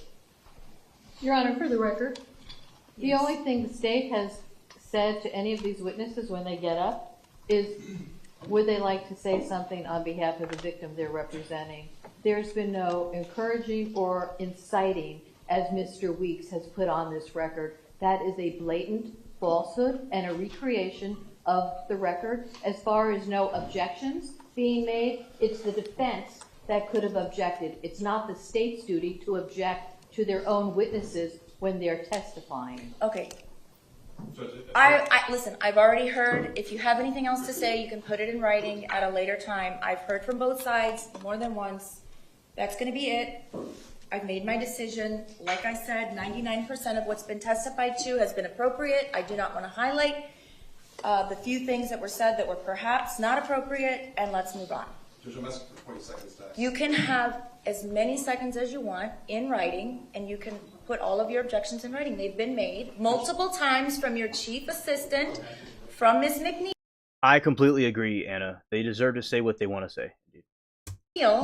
and I don't want to hear anything else. I've already heard it. Is there something that has not already been argued? Yes, ma'am. Okay, exactly what is it? Judge, before Mr. Schachter took the podium and testified before this court, I wanted to reflect that both Mr. Marcus and Mr. Satz looked at the statement prior to the reading.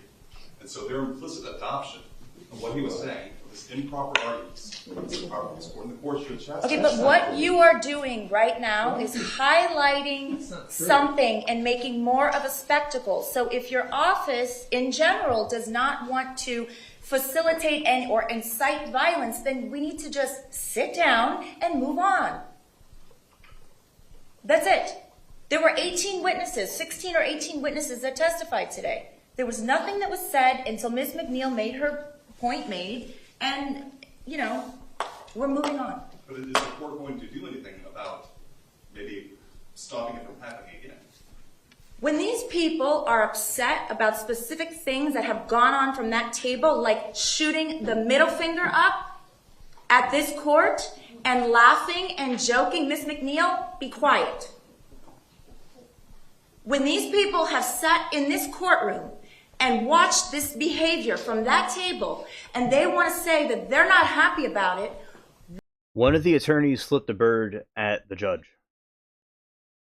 What is the problem? Judge, I have no problem because I have thick skin. But once you bring in my children, I think that's highly improper. And it's being I didn't even know you have children. I don't know what you're talking about. Your children? What about your children?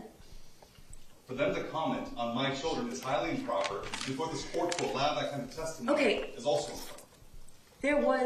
I don't remember any comments about any children. And if there was, it obviously didn't, it came and went without me noticing it. Judge, I can assure you that if they were talking about your children, you would definitely notice it. You need to sit down right now. You're out of line. In fact, you're excused. You need to go sit in the back with your chief public defender. He's the public defender. Mr. Weeks, please ask the lawyer from your office to go sit down and not say anything else. To try to threaten my children and bring up my children is inappropriate. Go to the back of the room now. That just violated about every rule of professional responsibility. He walks in the back like he's a kid. That I have never If you're going to get up here and you're going to... Judge, I asked you to go sidebar on this matter. You, sidebar or not, you don't have one of your assistant public defenders say something about my children? Judge, that same venom that the court is expressing is the same venom that defense counsel had to sit through this entire morning when their children She brought up her were children being multiple referenced. times during the trial. Nobody knows if I'm barren or not. They don't know Judge, about my children. Judge. Sit down. Sit down. Judge, Sit down, Mr. Weeks. please do not summarily dismiss me. I'm summarily dismissing I'm asking you. the Go court. sit down. I'm asking the court. I asked the court to go sidebar. Go sit down. You don't threaten the Judge, court's children. everyone in Your this assistant just courtroom- did that. Go sit down. No one in this courtroom had to endure what we had to Go endure. sit down. Miss McNeil has made her children a spectacle more than once during this trial. That was her choice. You have absolutely no right to have one of your assistants come up here and suggest something about my children. Now, please go sit down. Judge. You're Judge, inappropriate and out of line. Go sit down. Judge, may I have a brief recess? No. Go sit down.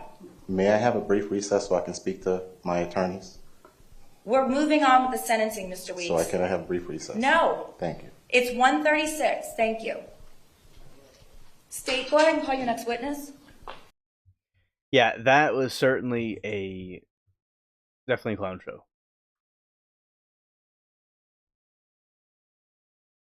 I agree. Definitely 3 days in jail for contempt. Definitely.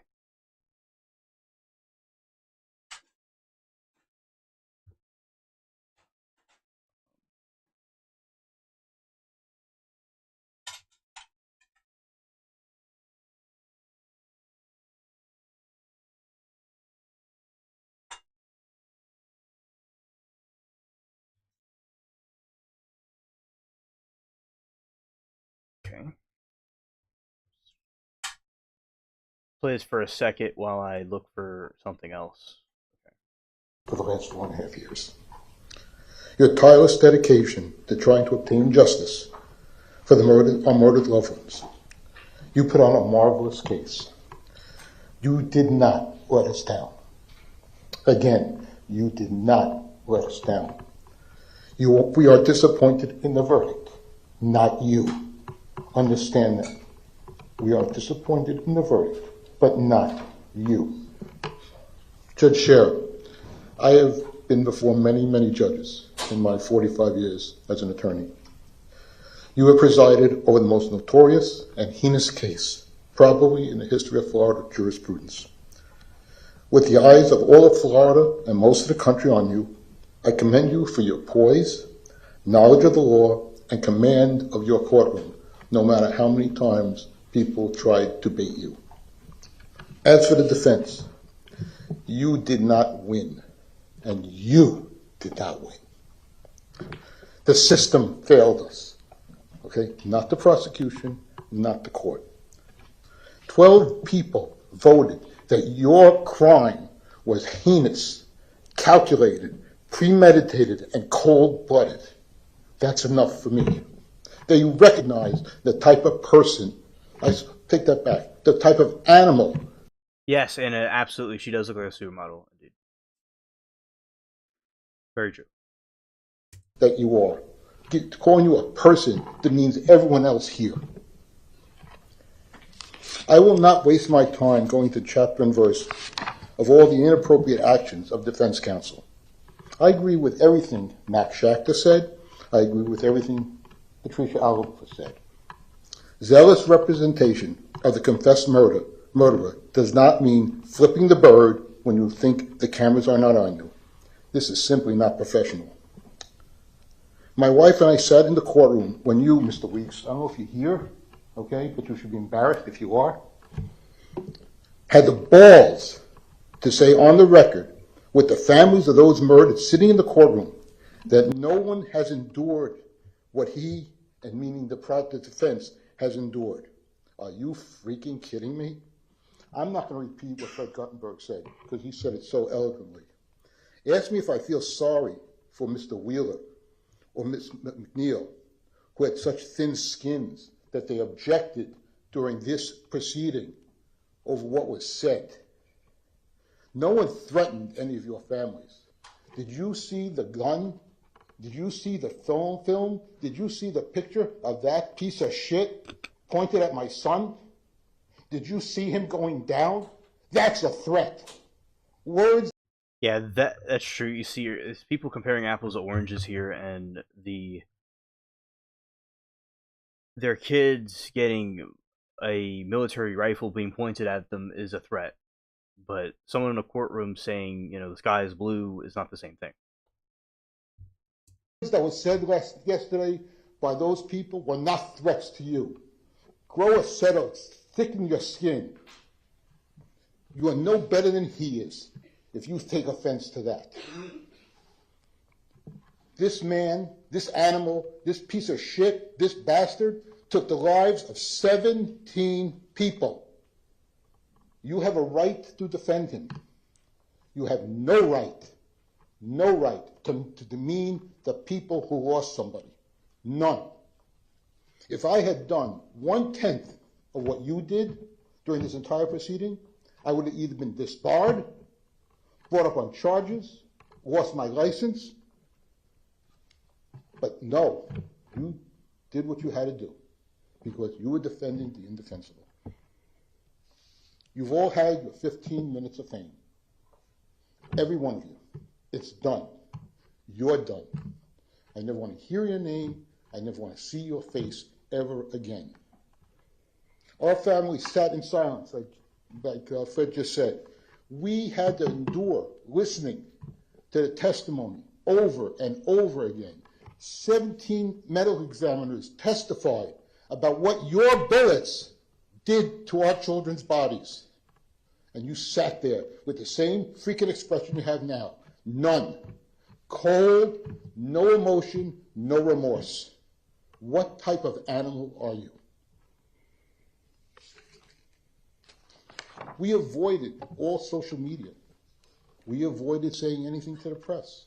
We sat here and endured. We were afraid, as Fred said, of a mistrial because every time anything came up, the first thing you heard is mistrial, mistrial, mistrial. Mr. Weeks, how do you live with yourself for making such an indecent, insensitive, and unprofessional statement like you did yesterday? No one had to endure what your attorneys had to endure. I'm sorry, but I don't believe any of your attorneys or our loved ones were murdered by the bastard your office is representing. If I had done half of what you did, I would have been held in contempt of court because no judge would allow that. And for that, I credit the judge because she knew by doing that, she could have a mistrial immediately. I admire her jurisprudence. I admire the way she controlled this courtroom in spite of everything you people did. Now, I want to tell you why I'm here. On February 13th, 2018, I was home in bed with the flu. My son Scott called me to see how I was doing. Said, not so well. He said, don't worry, I'll speak to you tomorrow. That never happened. But let me tell you more about February 14th. February 14th is also our daughter Melissa's birthday. Do you now know people don't want to call her on her birthday because they don't know what to say to her? They don't know whether to say happy birthday or I'm sorry. 2 days later, we were sitting in my mother-in-law's home in Palm Beach Gardens, February 16th. We were sitting with a funeral director. That's my birthday. My birthday memory is sitting at a table planning my son's funeral because of you.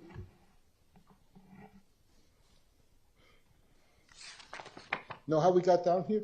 We live in New York. I was watching TV, CNN. I was sick. They report a mass shooting in a city, town, school in Florida. Parkland, Florida.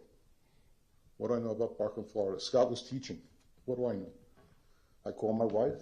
I said, Linda, what's the name of the school that Scott teaches at?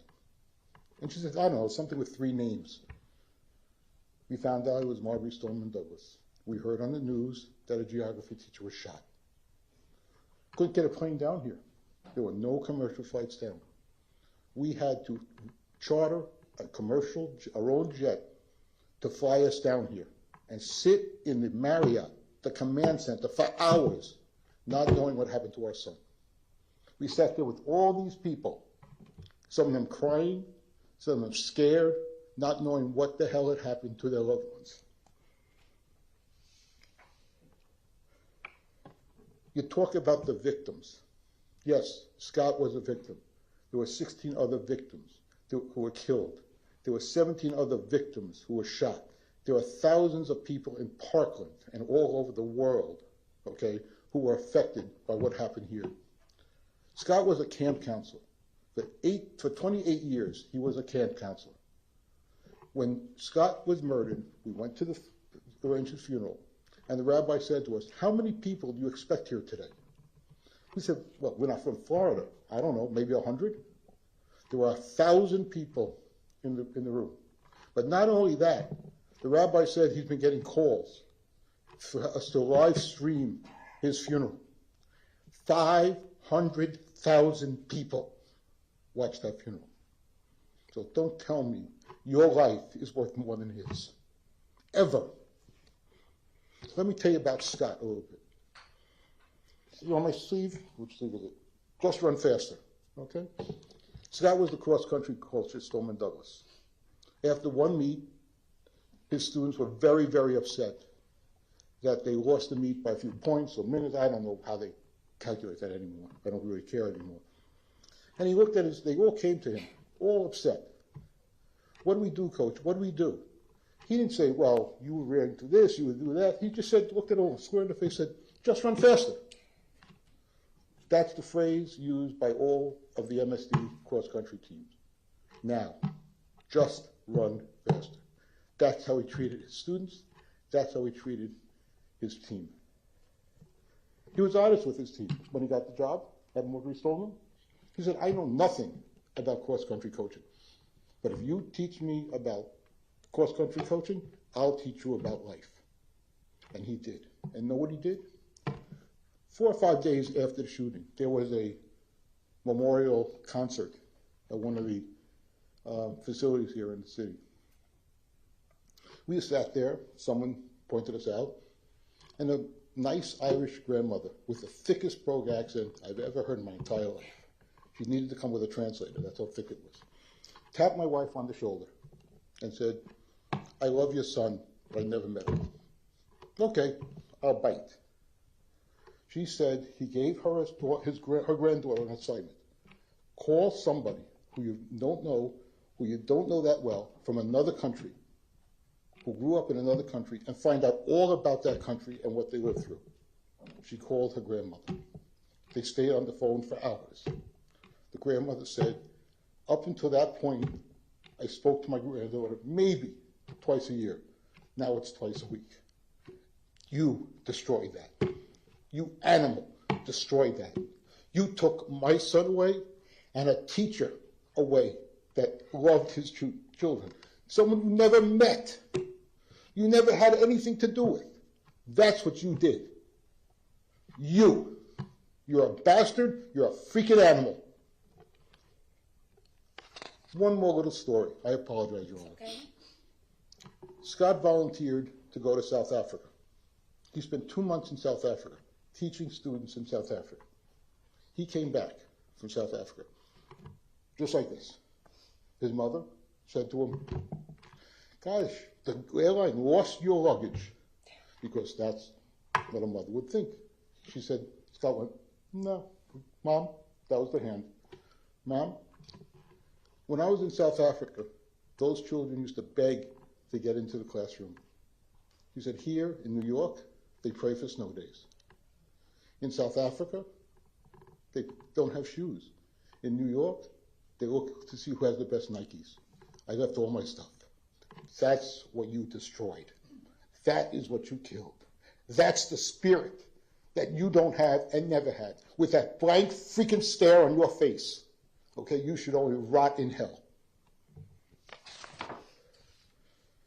You fired 139 rounds of ammunition on that day. 139. You could have stopped at any freaking time. After the first freaking bullet, you can say, oh my God, what am I doing? But you didn't. You continued to fire. And after the first floor, you said, you know, what the hell am I doing? No, you had to go to the second floor. You had to go to the third floor. You had to walk past Jamie Guttenberg's body like she was a piece of trash on the floor. That's what you did. You. You show no remorse. You have no redeeming values. You're a coward. You're a freaking coward. You dressed up to blend in with the people you terrified that day. So don't tell me you had no planning abilities. You planned the whole thing out very, very well. The fact that I have to share my world with you is disgusting. The fact that I have to breathe the same air you breathe is reprehensible. I can't wait till that ends. Your sentencing today does not end the book. This chapter is done. But what we're missing is the epilogue. And for me, I look forward to reading that epilogue. What will happen to you in jail? You'll be passed around like an inanimate object. Your protection will be paid for by your commissary and probably with your body. You'll be someone's bitch, and you deserve it. Passed around from group to group until you get tired of it. You will be a commodity, traded like bubblegum, cigarettes, drugs, or candy. And one last point. Well, maybe not last point. My 70th birthday is February 2024. My hope, my prayer for my birthday present is to get word that you are dead, that the justice system was done in jail, that the prisoners that you and inmates that you have to associate with executed the judgment that this court can't. And I hope that it's the most painful judgment ever. Hope that when your final death comes, you have the same fear, the same agony as the 16 people you killed and my son. Hope that your death is slow and agonizing, because it won't be like a state execution. Prison justice is a bitch. When your fellow inmates execute the death penalty that you deserve, they will do so in such a cold, calculated, heinous, painful manner that you'll be wishing that the state of Florida had executed you in the compassionate way they must by law. Finally, I have one request, Your Honor. I'm sorry. I just want to say one more thing. In spite of you, in spite of that cold stare, in spite of that ice water bullshit that runs through your veins, in the fact that you have no remorse, no feelings for anything or anybody, we will survive. These 17 families and all the victims of your heinous crime will survive. We will go on, we will make the best of our lives, and we will deal with the daily grief, pain, and anger that we feel every day. I have to learn to live with the pain you caused to my entire family. You are the worst kind of animal. Contrary to the defense, one of the mitigating factors were you are a human being. Trust me, you are not. You are the lowest form of pond scum, and I apologize to pond scum for equating you with them. You are a spineless and soulless monster. My son Scott was a human being. He still is. Something you will never be and never were. He has a soul, he was kind, he has a character, and he cared for his fellow human beings, something you never did. Now one last request, Your Honor. I apologize. I would like to make a formal request to you, or to whoever it has to be on the record, to the Public Defender's Office. I'm requesting that under the Freedom of Information Act, that the Public Defender's Office make available to me within 30 days, including but not limited to the following documents: each invoice to experts, each billing statement for work done, each and every invoice for disbursements incurred for the representation of the shooter, the amount paid to each public defender, and the compensation to any persons who were compensated for representing the shooter. That was excellent. He did very good at his response. Very well done.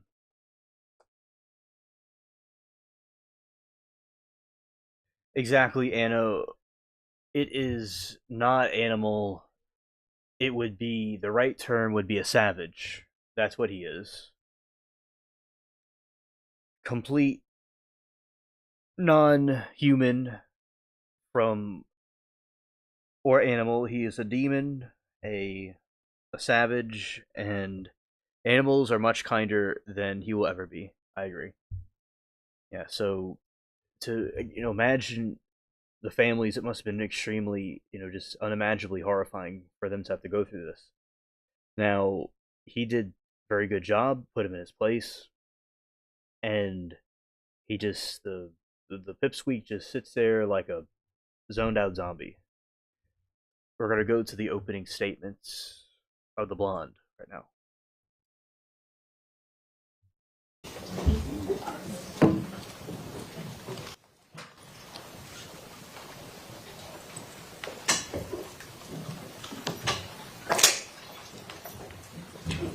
Ladies and gentlemen, welcome back. It's nice to see you all. Everyone else may be seated. At this time, defense, do you wish to present an opening statement? Yes, we do, Your Honor. Okay, whenever you're ready. Thank you. Thank you.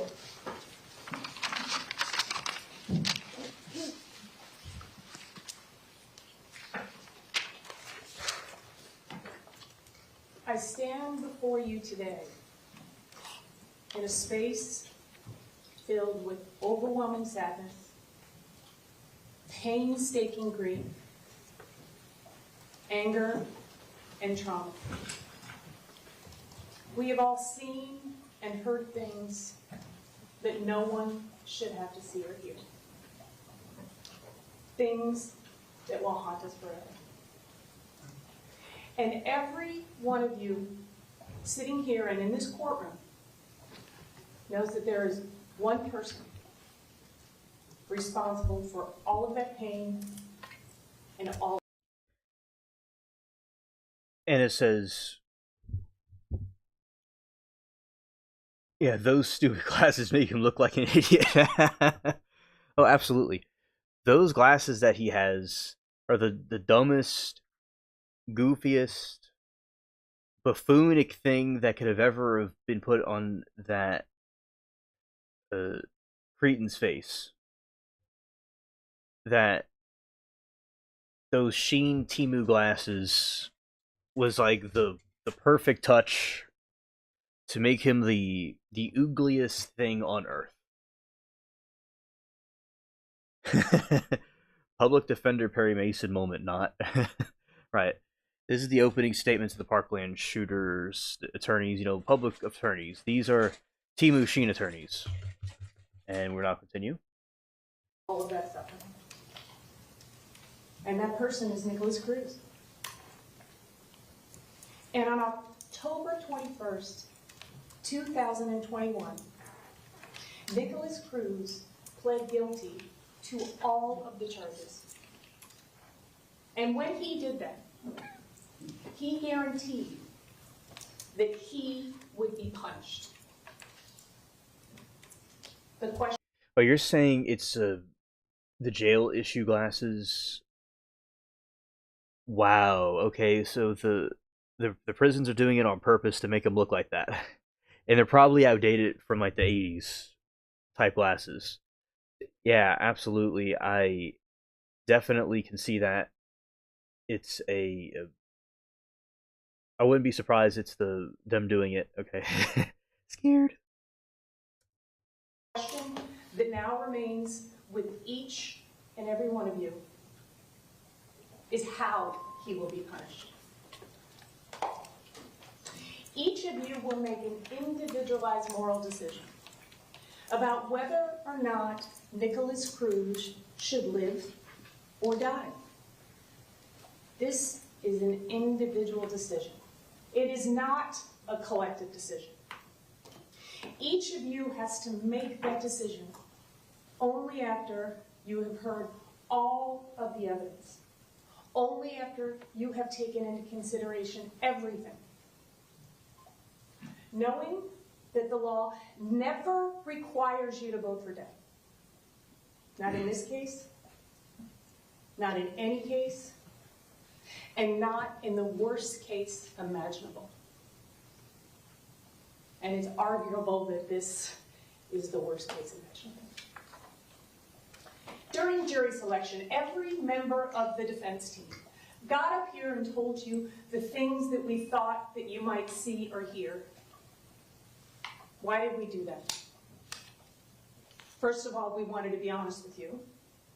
And second, we needed to make sure that after you heard all of that stuff, all that aggravation that the state of Florida presented to you, reasons for death,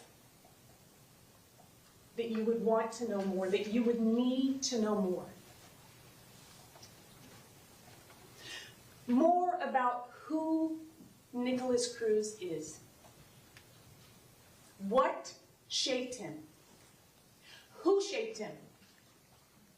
Who wasn't around to shape him? And each of you said that you wanted to know every single detail. You said that it would be absolutely necessary for you to have all of the information before you made a decision about whether or not another human being should live or die.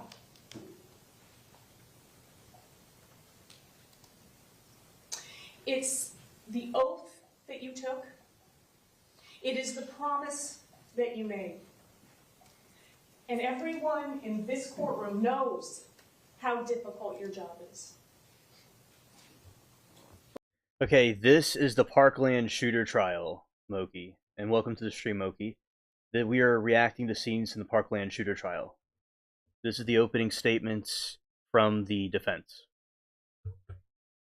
But we also know that you will honor your promise, and you will keep your oath.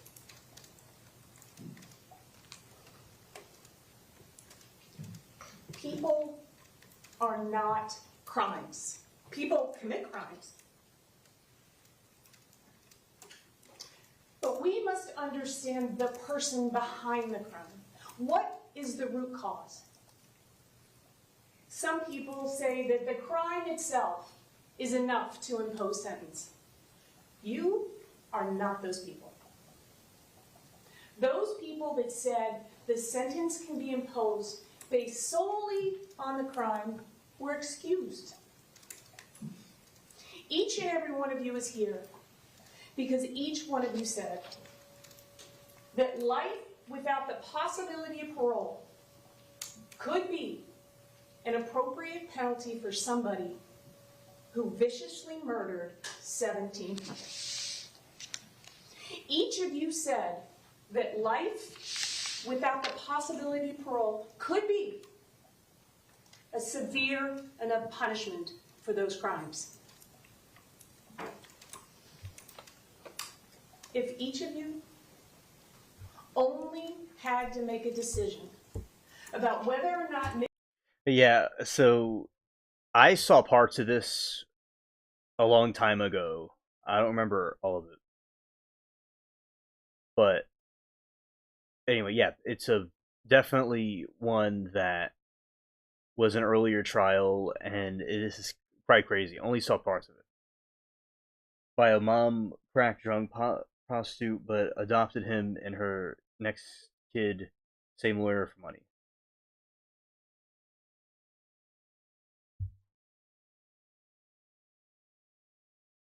Yeah, Nikolas Cruz. Yeah. I saw this one when it came out, parts of it. Because there was a time where I was like looking back and forth. But yeah, I saw it a long time ago. She was in rehab. Oh, okay, Moki. Yeah.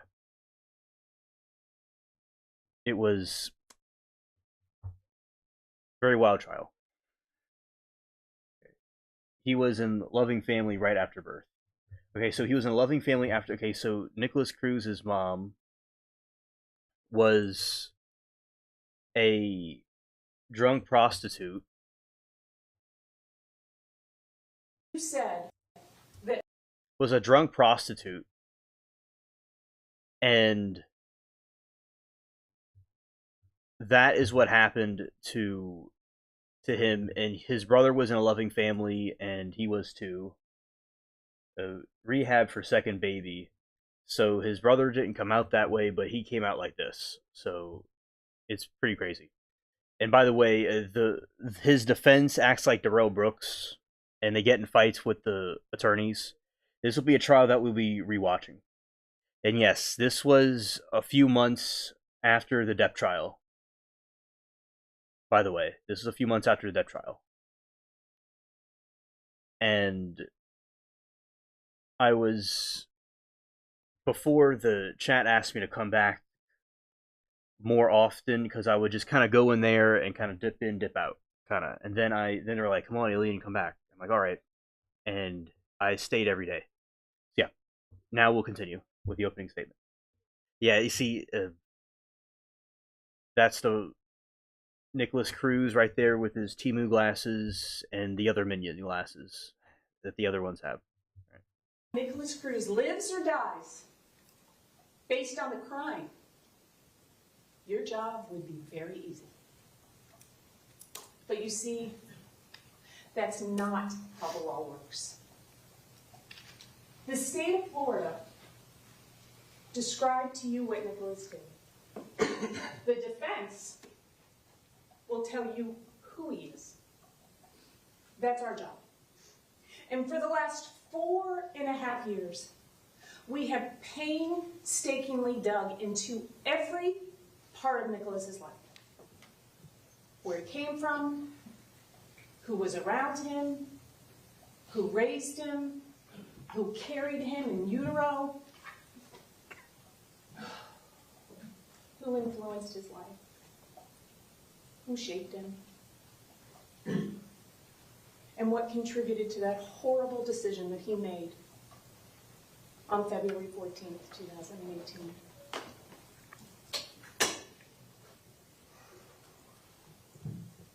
In telling you Nick's story, in telling you the chapters of his life,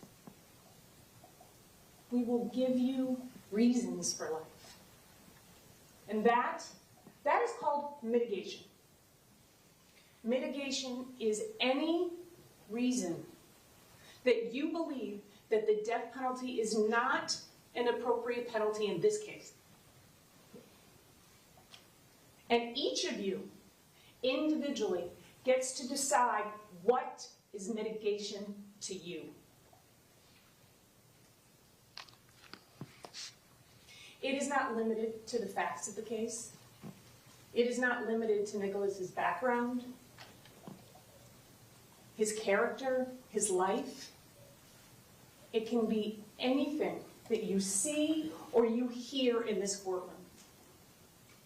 And it can be anything that you feel in your heart is mitigation. Please understand that mitigation is not a defense. It is not an explanation. It is not a justification, because there is no defense to these crimes. And I cannot impose that upon you enough. We would never get up here and do that. When I met Nicholas Cruz on February 15th, 2018, I knew that he was a damaged person. Objection. Sustained. But I also know that wounded and damaged people wound and damage other people because they're in pain. But we don't excuse the horrific acts of damaged and wounded people. We punish them. But we take into consideration their damage when we impose sentence. We will tell you everything. You will probably wonder why we're telling you some of the things we're telling you. But we want you to be honest. We want to be honest. We're going to show you the good, the bad, the sad, the horrible, the gut-wrenching, you're going to hear that Nicholas has said a lot of really bad things. The evidence will show you that he draws a lot of bad things. And that he continues to do that stuff over at the Broward County Main Jail. You will hear about conversations that he has with other people. Sounds like a kid. You will hear that he talks and has video visitations with a woman by the name of Scarlett Lewis, whose 6-year-old son, Jesse Lewis, was murdered in Sandy Hook. And you will hear through those conversations. Yeah, definitely with those masks, you know, I always remember during the time that the plague was happening, you know, they were saying it was happening, but it was really just a nonsense situation. Yeah, it could go through your eyes too. Thank you, Todd, for the update. There is a tornado warning in Lake Charles, Louisiana. Thank you, Todd. And yeah, you could go through the eyes also and seep through different places like that, because you would need like a full hazmat suit or some sort of gas mask. It would be more effective. And Mogi, everybody would have been dropping like flies and getting sick like the Black Plague if it was really severe like they were saying. So I do agree with you. If anything, the mask would do more harm than good. It would just be completely the Jack Shield mask. And Anna says, no need for masks in 2022, Alien. It's hiding.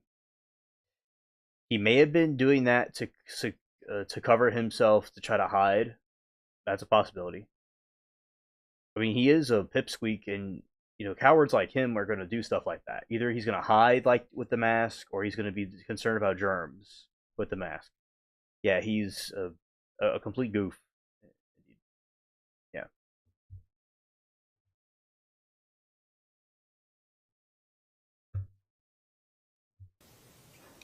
That together, her and Nick are trying to find a way to prevent this from ever happening again. You'll hear that one day he wants to live, and one day he wants to die. And you will also hear that throughout his life he has had obsessions. Tigers, video games, guns, exercise, bowel movements, vegan diets, and most recently, demons and Satan. And you will hear that with an atomic fireball candy, he'll write on his cell wall, 666. Those are the things he does in isolation. You'll hear that he writes disturbing things like a school shooter manifesto. Horrible things. We're not hiding that from you. But his brain is broken. He's a damaged human being. And that's why these things happen. Nicholas Cruz's decision to take an Uber to Marjorie Stoneman Douglas High School. Germs is basically county jail. Exactly. I am not in Lake Charles. No, but Todd has just given us the heads up about the tornadoes and weather updates, just for me to know about, and for chat to know about too. We've been watching Ryan Hall today and his storm coverage. It's pretty, in a lot of parts of the country are snowing pretty bad.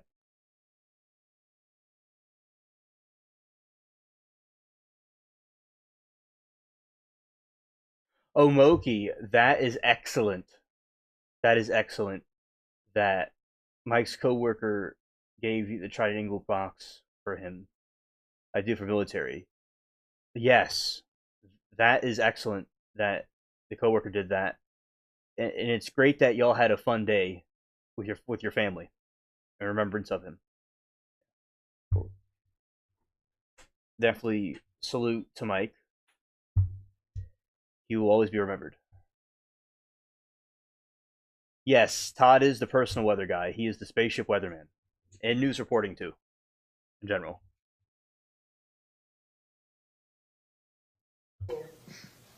And kill as many people as he could possibly kill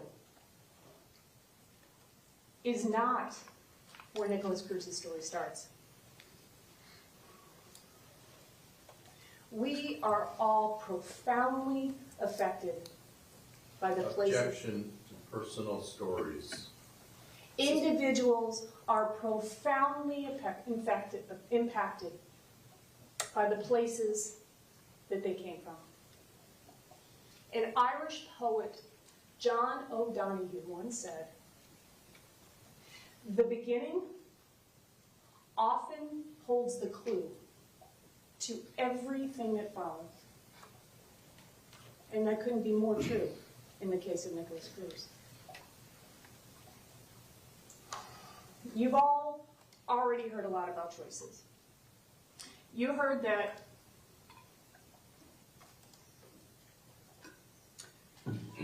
Nicholas made a choice to get into the Uber. Nicholas made a choice to go into the 1200. This attorney has herself a sippy cup of grape juice. Okay? Made the choice to load his AR-15 and pull the trigger over and over and over again. And no one here disputed any of them. But you see, Nicholas's choices don't start there. They start with the choices of a 41-year-old woman, homeless, mentally ill, drug-addicted alcoholic by the name of Brenda Woodard. The evidence will show you that Brenda was also a wounded and damaged human being. Excuse me. And you will hear that she had suffered a lifelong trauma and pain and suffering. And like a lot of people, she self-medicated with drugs and alcohol. And at the peak of her addiction, in 1998, supporting her drug and alcohol addiction by prostituting and boosting, which means she would go into grocery stores and she would steal steaks. She would take the steaks to her drug dealer, and her drug dealer would give her crack. It was during that time that she found herself pregnant on the streets of US 1.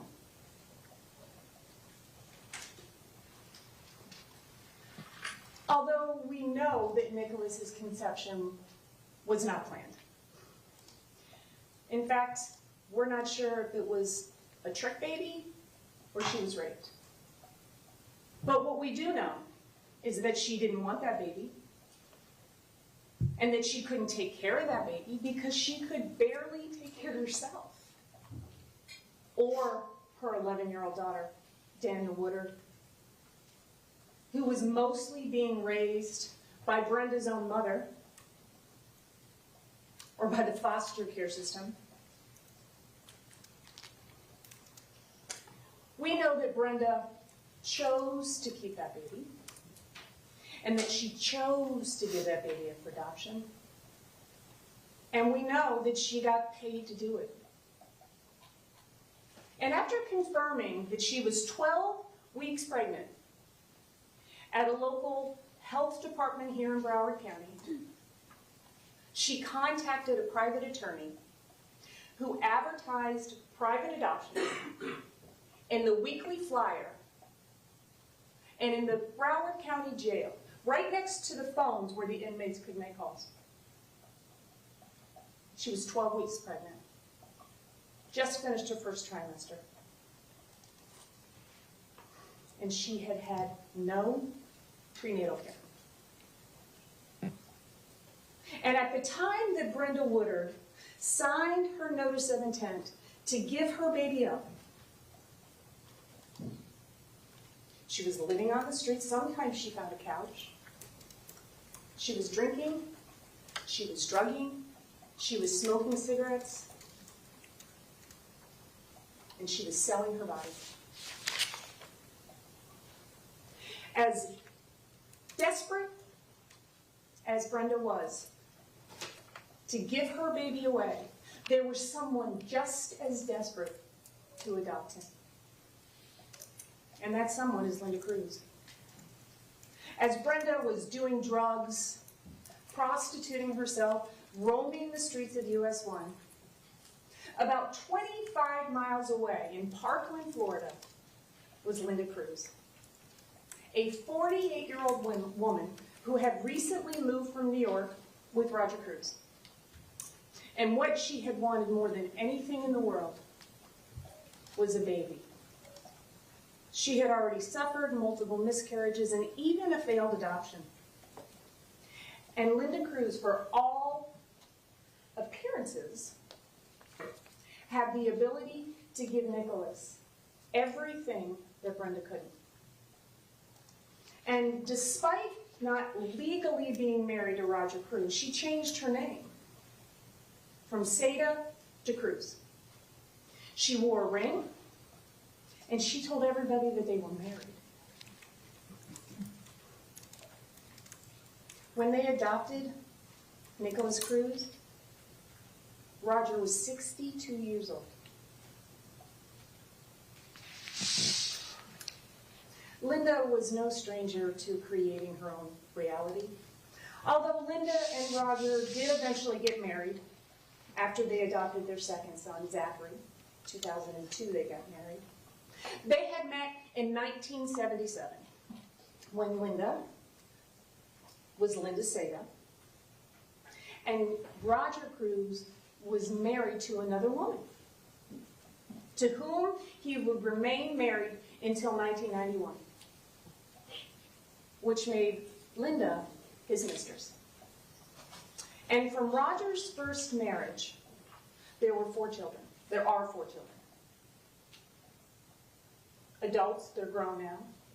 And they would become Nicholas and Zachary's brothers and sisters. And you will hear that after Linda Cruz died, Roger was already gone. They were parentless. Both Zachary and Nicholas would pick up the phone and call their brothers and sisters in New York. They were 17 and Nicholas had just turned 19. And they asked for a place to live. They asked for help. And they got nothing.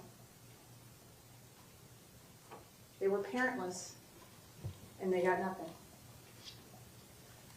But you see, Linda was used to keeping secrets. She had waited a long time for her perfect family, for her perfect husband, for her perfect child. She had suffered many miscarriages and she had even suffered a failed adoption. And just when she had almost given up on that dream of becoming a mother, she got a phone call from the adoption attorney. We have another baby for you. Do you want him? Absolutely, Linda Cruz said. What's important for you to know is that this is the same adoption agency, same private adoption firm that Linda and Roger had used before with the failed adoption. And what's important for you to know is that when Linda filled out the paperwork, the intake paperwork to adopt a child, she was very specific about the type of child that she wanted. And she was very specific about the type of child that she didn't want. She didn't want a black baby. She didn't want a biracial baby. And she didn't want a special needs baby. But that failed adoption made Linda very desperate for a baby. And when that private attorney called her, she jumped at the opportunity to adopt that child. The child's due date, ironically, was September 25th, 1998, Linda Cruz's birthday.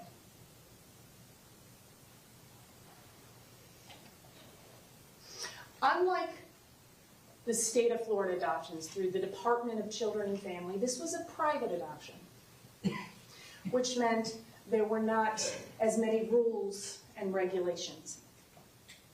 Didn't have the same oversight as state of Florida adoptions do.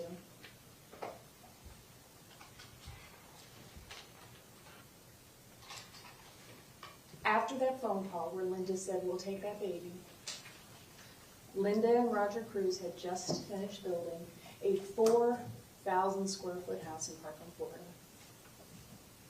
And in that house was a room just waiting for a baby. And so as Linda and Roger painted the room, bought the baby clothes, and put money into that adoption trust account, Brenda roamed the streets of US 1, doing what she had to do, doing what was the most important thing in her life, drinking and drugging and whatever she had to do to get those two things. You see, the wake of addiction is very large. How do we know the things that Brenda was doing when she was on the street? Well, because she told us a year and a half before she died. And you'll also hear from Carolyn Deacon, who was her drug buddy. And you will hear evidence that her own daughter saw her mother drinking and drugging. Brenda's alcohol and drug use was well documented throughout the adoption records, the adoption report, and the birth records. Those records will show you that Brenda was not only drinking alcohol, but she was abusing it.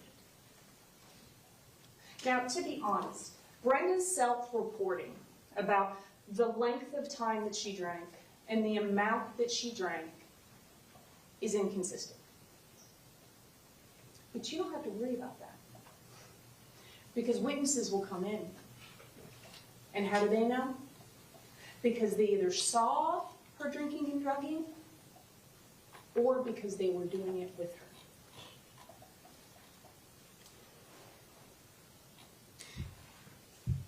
You will hear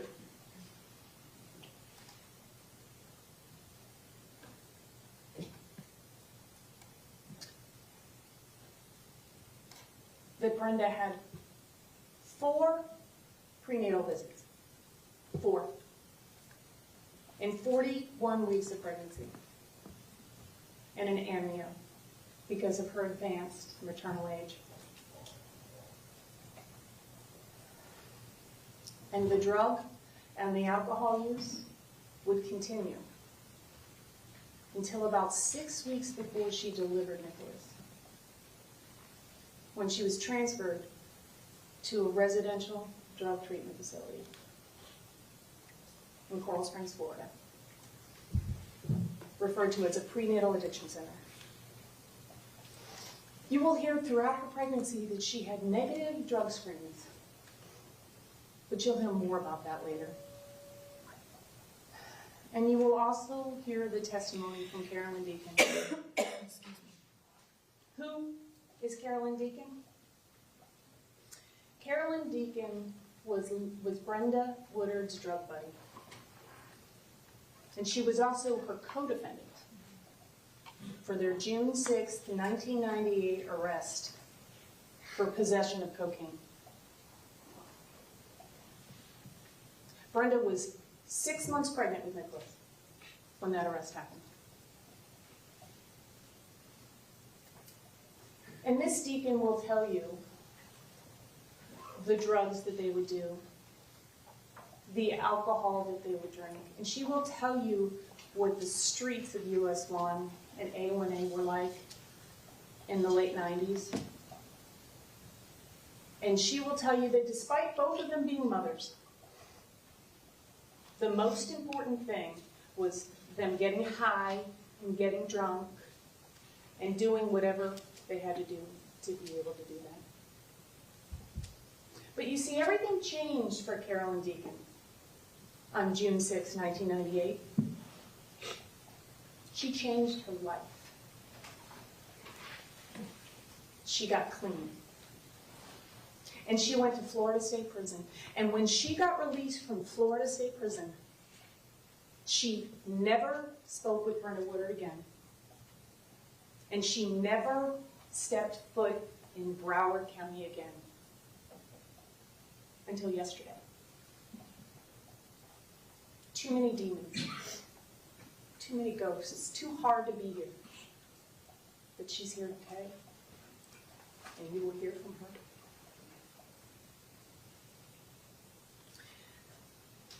After the arrest, the adopted parents bonded Brenda out of jail. And she went to a prenatal visit. It was her first prenatal visit in almost 4 months. And the records will show you that she actually lost weight. And that the measurements of the baby had not increased. And you will hear, the evidence will show you, that her daughter, Danielle Woodard, who had actually moved into the apartment where Brenda was living, the apartment that was being paid for by Roger and Linda Cruz, she will tell you that she saw her mom drinking Colt 45, Cisco bum wine. One bottle is the equivalent of 5 shots of vodka.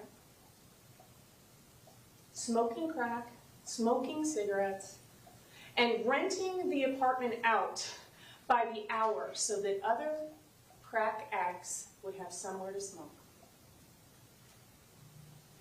And she will also tell you, and the evidence will show you,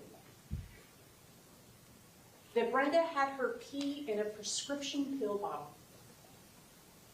And that Brenda would take a piece of tin foil and put it over on top of the prescription pill bottle to keep the urine warm.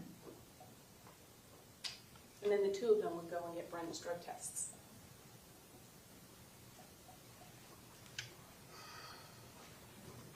As a result of Brenda's June 6, 1998 arrest, she was placed on drug offender probation. Brenda was not a stranger to the criminal justice system. She was not a stranger to drug rehab, but now she was doing both. And as part of her drug offender probation, she was required to do inpatient day treatment. She could go home at night. And when she got there at BARC,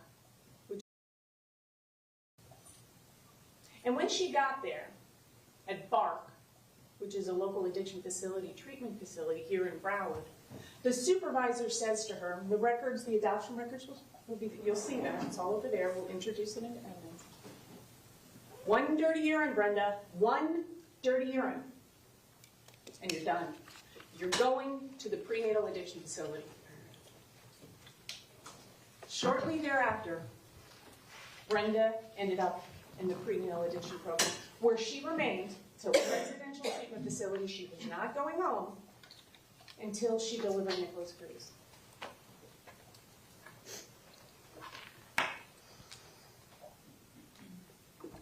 Did Linda and Roger know about Brenda's criminal history? Well, we know that Brenda wasn't asked those questions in her adoption intake form, and she didn't volunteer it. But we do know that that information was important to Roger Cruz. And he asked those adoption attorneys to do a complete background check. And we and the state have all of the adoption records. They're here. You can look at them if you want when they're moved into evidence. And there was no background check. But what if there had been a background check? Because we did one. What would they have found out? Roger and Linda would have found out that since 1975, Miss Woodard had been arrested continually for mostly drug offenses, drug-related offenses, and that she had been in prison. Did Roger and Linda know that Brenda was drinking and doing drugs? We don't know for sure. But they bonded her out of jail when she was arrested for possession of cocaine. And the evidence will show you that Linda Cruz actually went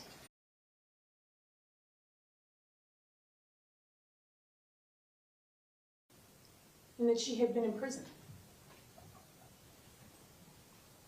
Did Roger and Linda know that Brenda was drinking and doing drugs? And there was no background check. We don't know for sure. But what if there had been a background But they check? 'Cause we bonded did her one. out of jail when What she would was they have arrested found for out? possession of cocaine. Roger and Linda would have And found the out evidence since 1975, Miss Woodard had been arrested continually for mostly drug offenses, drug-related offenses, and that she had been in prison. Did Roger and Linda know that Brenda was drinking and doing drugs? We don't know for sure. But when she was arrested for possession of cocaine. And the evidence will show you that. What do we know about Brenda's pregnancy? We know that it was very stressful and chaotic. The majority of her pregnancy, she was homeless and living on the streets. We know that she was using drugs. We know that she was smoking cigarettes. We know that she was drinking booze. Proper nutrition and proper prenatal care were not a priority for Brenda Woodard. She was an addict. You see, the wake of addiction is very large. Nicholas Cruz's prenatal vitamins consisted of Colt 45, Cisco Bombline, crack cocaine, and cigarettes. And because Nicholas was bombarded with all of those things, he was poisoned in the womb. And because of that, his brain was irretrievably broken. Through no fault of his own. Irish poet John O'Donoghue has written, "The beginning often holds the clue for everything that follows." And that couldn't be more true in Nicholas Cruz's life. September 24th, 1998, as Brenda Woodard was being transported to Plantation General Hospital, Linda Cruz was in Parkland, Florida, anxiously awaiting the phone call that her baby had been delivered. They already had the names picked out. Nicholas after her father, and Jacob after Roger's father. Nicholas was delivered C-section. Birth records indicate that he was slow to progress, and that the cord was wrapped around his neck 3 times. He was blue for the first minute of his life, and he had to be resuscitated. And as medical personnel manually pumped oxygen into his little lungs, his extremities remained blue for 5 minutes. And in that hospital room, after Nicholas was born, the evidence will show you, was Daniel Woodard, 11 years old now. And the evidence will show you that she held that baby and thought that he was the most beautiful thing in the world. And she knew that he would have all the opportunities that she never had. Linda Cruz's life was now perfect. She had the man she loved, that she called her husband, a beautiful baby boy, and a beautiful house in Parkland, Florida. And like most new mothers, she was excited, and there were parties, and people bought baby gifts, and people signed his baby book. And Linda introduced 2 people as her parents. You see, when Linda was 2 and her brother was 3 up in New York, they were left in a crib by their mother. And in that crib was a note from their mother. She was done mothering, and she left. So